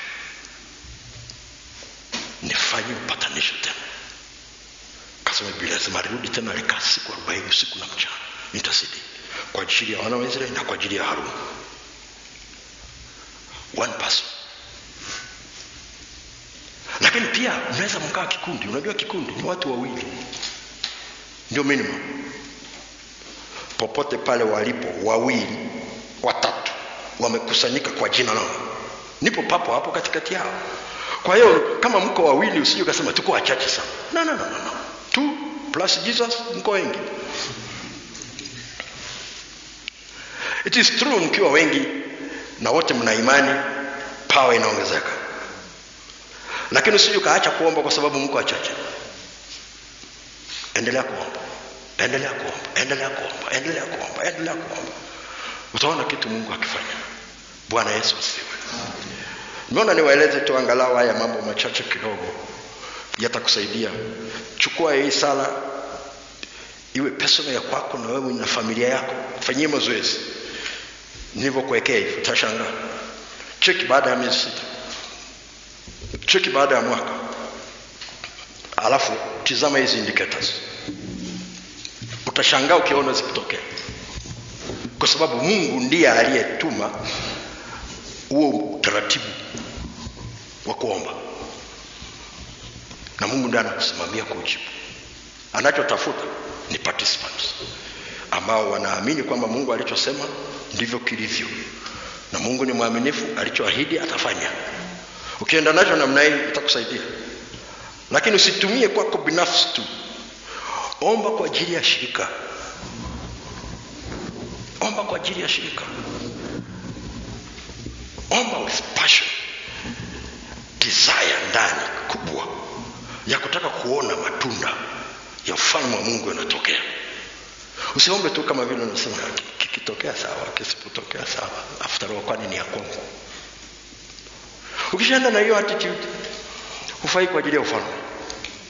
Ni sawa sana mtu ana elimu anaangalia nyuma. Lakini ukienda namna hiyo kusema no, world vision ikiharibika, ni mimi nimeharibika. Ni ufalme wa Mungu umeharibika. Ukishaenda namna hiyo, ile uhitaji wa Mungu utaongezeka ndani yako. na desire ya kuomba itaongezeka ndani yako. Lakini pia utainvest more time, kwa sababu watu wengi sana wana invest more time kwenye vitu vya ufalme wa Mungu ambavyo vinategemea maombi kuperform.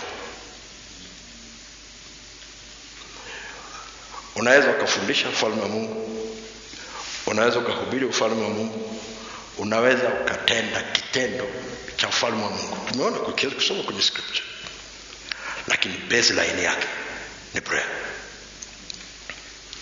Jaribu kufundisha bila maombi, jaribu kuhubiri bila maombi, jaribu kwenda kwenye project bila maombi.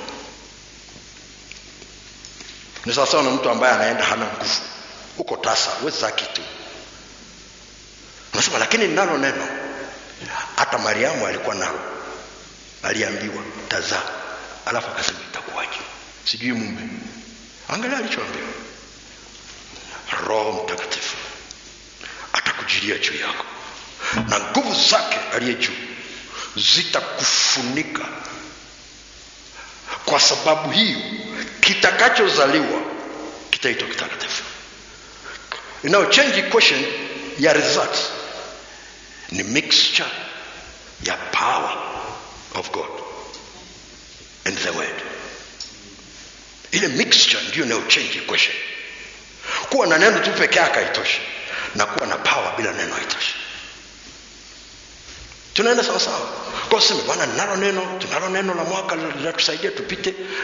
No. Tafuta power. Ukipata power, ile mixture haina mpango wa kuondoka. Anasema atakufunika juu yako, na kwa sababu hiyo kitakachozaliwa. Maana yake anaambiwa yule mama, from now on you are covered. Until when? Kitakapozaliwa. Kwa yule mama alikuwa na anointing 24/7. Mwaikuwa covered na anointing 24/7. Kama hujawahi kuwa covered na anointing, huwezi jua. Niliwahi kuwa covered for 7 days. Nikamwambia Mungu, lift it up. I couldn't handle. Siku 7 nguvu za Mungu zimenifunika, kila kitu kina sisi. Mara sasa sijui namna ya kuhandle. Hujawahi kuona, unajua upako saa nyingine ukikushukia hujui namna ya kuhandle. Unaweza ukakimbia madhabahu. Unaweza sijui kitu cha kufanya. Lakini kwenye kingdom it is normality. Ni kitu cha kawaida, kwa sababu hizo ndio surroundings za kingdom. It comes with power. Ndio surroundings.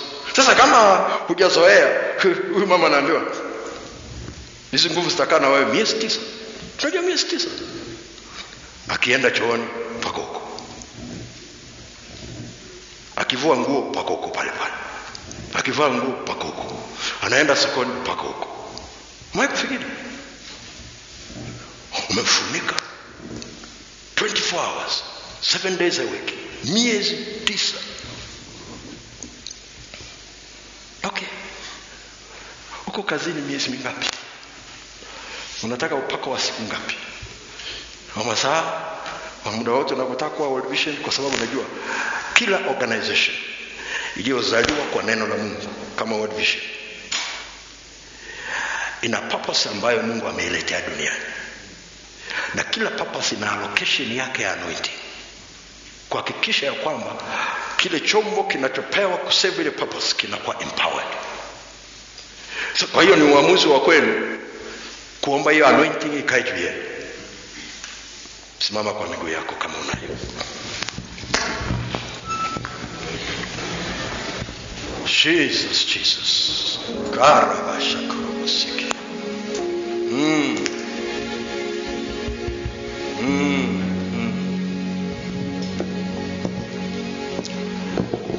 Karabashakurusi.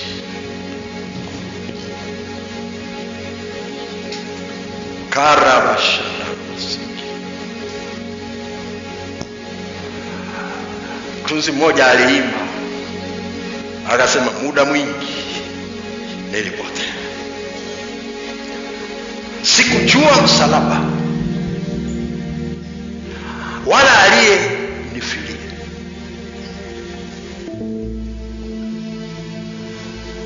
Alafu akagundua kwamba kuna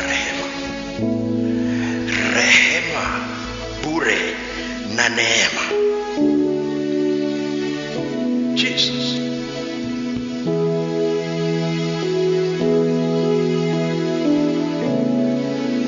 sijajua kwa upande wako, lakini kwa dakika kidogo kabla sijaondoka hapa, pata nafasi tu ya kumshukuru Mungu tu kwamba ametupa nafasi tukamjua Yesu. Hiyo ni neema ya ajabu kuliko na ufikiri. Kama kuna upendo Mungu anaweza kukupa,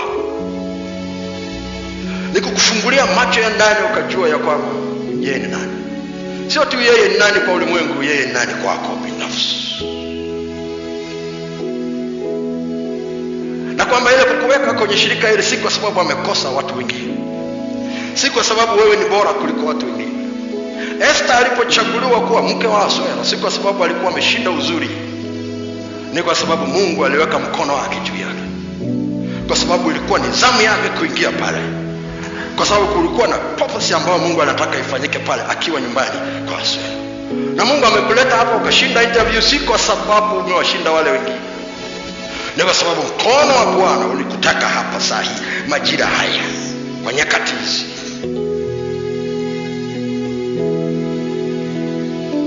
Inawezekana wengine ambao wamekosa waliomba kuliko wewe, walifunga na kufunga na bado hawapata.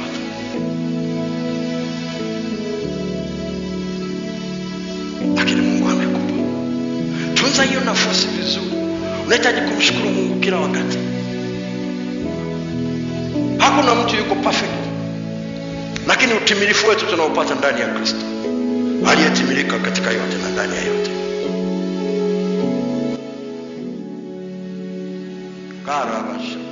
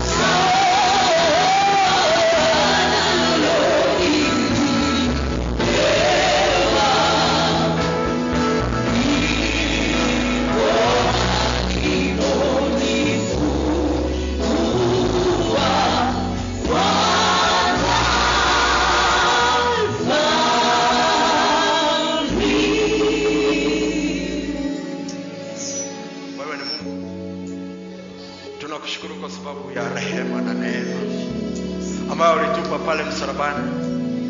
Ni upendo ulioje kukujua wewe. Bwana, kuna mashirika mengi sana yanafanya kazi yako lakini hayakujui. Kuna mashirika mengi ambayo yanakujua yanafanya kazi yako lakini hayajatenga muda kwa ajili ya wafanyakazi wake kuwa na kipindi kama hiki cha maombi mwanzoni mwa mwaka. Ni neema iliyoje Bwana kwa ajili ya watumishi wako World Vision kuwapa nafasi, si hapa tu Tanzania lakini mahali popote pale walipo ulimwenguni. Wewe ni Mungu aliye hai. Mungu, ninaomba pokea siku hii toka katika mikono yao kama investment kwa ajili ya kingdom. Pokea Bwana siku hii ya leo kama mbegu kwa ajili ya ufalme wako, kwa ajili ya kile ulichoweka katika maisha yao. Mungu, katika jina la Yesu Kristo wa Nazareti, ile wamekupa tu nafasi ya siku ya leo na kuitenga, wakaacha kila kitu wakakisimamisha, na vile vitu ambavyo vilikuwa vinaonekana ni emergency bado wamekaa pamoja, wengine wako sehemu mbalimbali kwa ajili ya kukutukuza wewe na kufanya reflection ya mahali walikotoka na mahali walipo na kuangalia wanakoelekea katika mwaka huu mpya Bwana wa kazi yao. Mungu, katika jina la Yesu Kristo, jina lipitalo kila jina, nami ninaomba Mungu katika jina la Yesu Kristo wa Nazareti, wakumbuke watoto wako. Mbegu yako iko ndani yao. Mbegu yako iko ndani yao. Wewe ukuzae, umekuza ili shirika mpaka limefikia Bwana hatua hii. Linaweza likawa na madhaifu hapa na pale. Linawezekana limekutana na corrugation hapa na pale. Linawezekana kuna mahali lilipita likapata detour, likapita mahali pengine, lakini unarudisha kwenye njia yako. Unarudisha katika barabara yako. Unarudisha kwenye reli yako. Unarudisha kwenye makusudi yako. Kuanzia mkurugenzi Bwana wa ulimwengu na mkurugenzi wa nchi na nchi mbalimbali, hekima yako iwe pamoja nao katika jina la Yesu, pamoja na wote wanaowasaidia katika kusimamia kazi yako, lakini pamoja na staff mbalimbali, wale ambao wako kwenye permanent basis, lakini kuna wengine ambao wanakuja na kuondoka, wengine ni vibarua, wengine wanajitolea, lakini kwa namna yoyote ile wakumbuke Bwana, maana ni sehemu yao katika kujenga ufalme wako katika kipindi hiki, kwa chombo hiki ambacho umekipa kinaitwa World Vision. Na neno hili ambalo umewapa Bwana katika jina la Yesu lipate kuwa dhahiri na lipate kuwa halisi katika maisha yao binafsi, lakini katika maisha ya shirika pia na idara mbalimbali na familia zao pia. Wewe ni Mungu aliye hai. Asante kwa neema hii ambayo umenipa ya kusimama katikati yao, nami nakurudishia sifa na heshima na utukufu. Nisamehe mahali ambapo sikufika kiwango ulichotaka. Hayo machache niliyoyaachilia, Mungu, yatunze ndani ya mioyo yao, yawe mbegu shetani asipate kuichukua katika jina la Yesu. Ilinde Bwana, mvua ya Roho Mtakatifu ishuke ndani yao na iendelee kushuka ndani yao, na upako wako endelee kufunika hili neno. Wewe ukuzaa upate kukuza Bwana, upate kukuza, na majani yatokee na mbegu zitokee na matunda yatokee katika jina la Yesu Kristo, na utukufu wako ukapate kuonekana katika jina la Yesu. Nachoomba ufalme wako Bwana uendelee kuwepo katika World Vision na katika maisha ya watu wako, na uendelee kukuza sawa sawa na makusudi yako, na kila mwenye pumzi aseme amen. Mungu awabariki sana.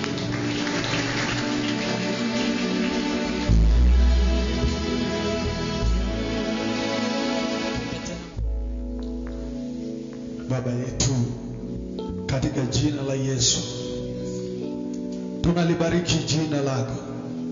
Tunasema asante.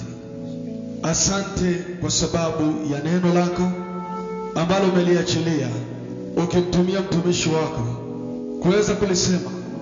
Pokea sifa, pokea heshima. Asante kwa ajili ya watumishi wako ambao wamelisikia, na ya kwamba neno lako limepata nafasi katika mioyo yao. Asante kwa sababu litakuzalia matunda. Hakuna hata mmoja utakayemwacha Bwana kwamba hana kitu ambacho Bwana umempa, kwa sababu wewe upo mahali hapa. Mungu utukuzwe, uhimidiwe milele, kwa sababu wewe ni Mungu ambaye umejaa upendo. Tunakushukuru kwa sababu uaminifu wako tumeendelea kushuhudia. Ni katika jina la Yesu Kristo tumeomba na kukushukuru Mfalme. Amen. Tunaweza kuketi.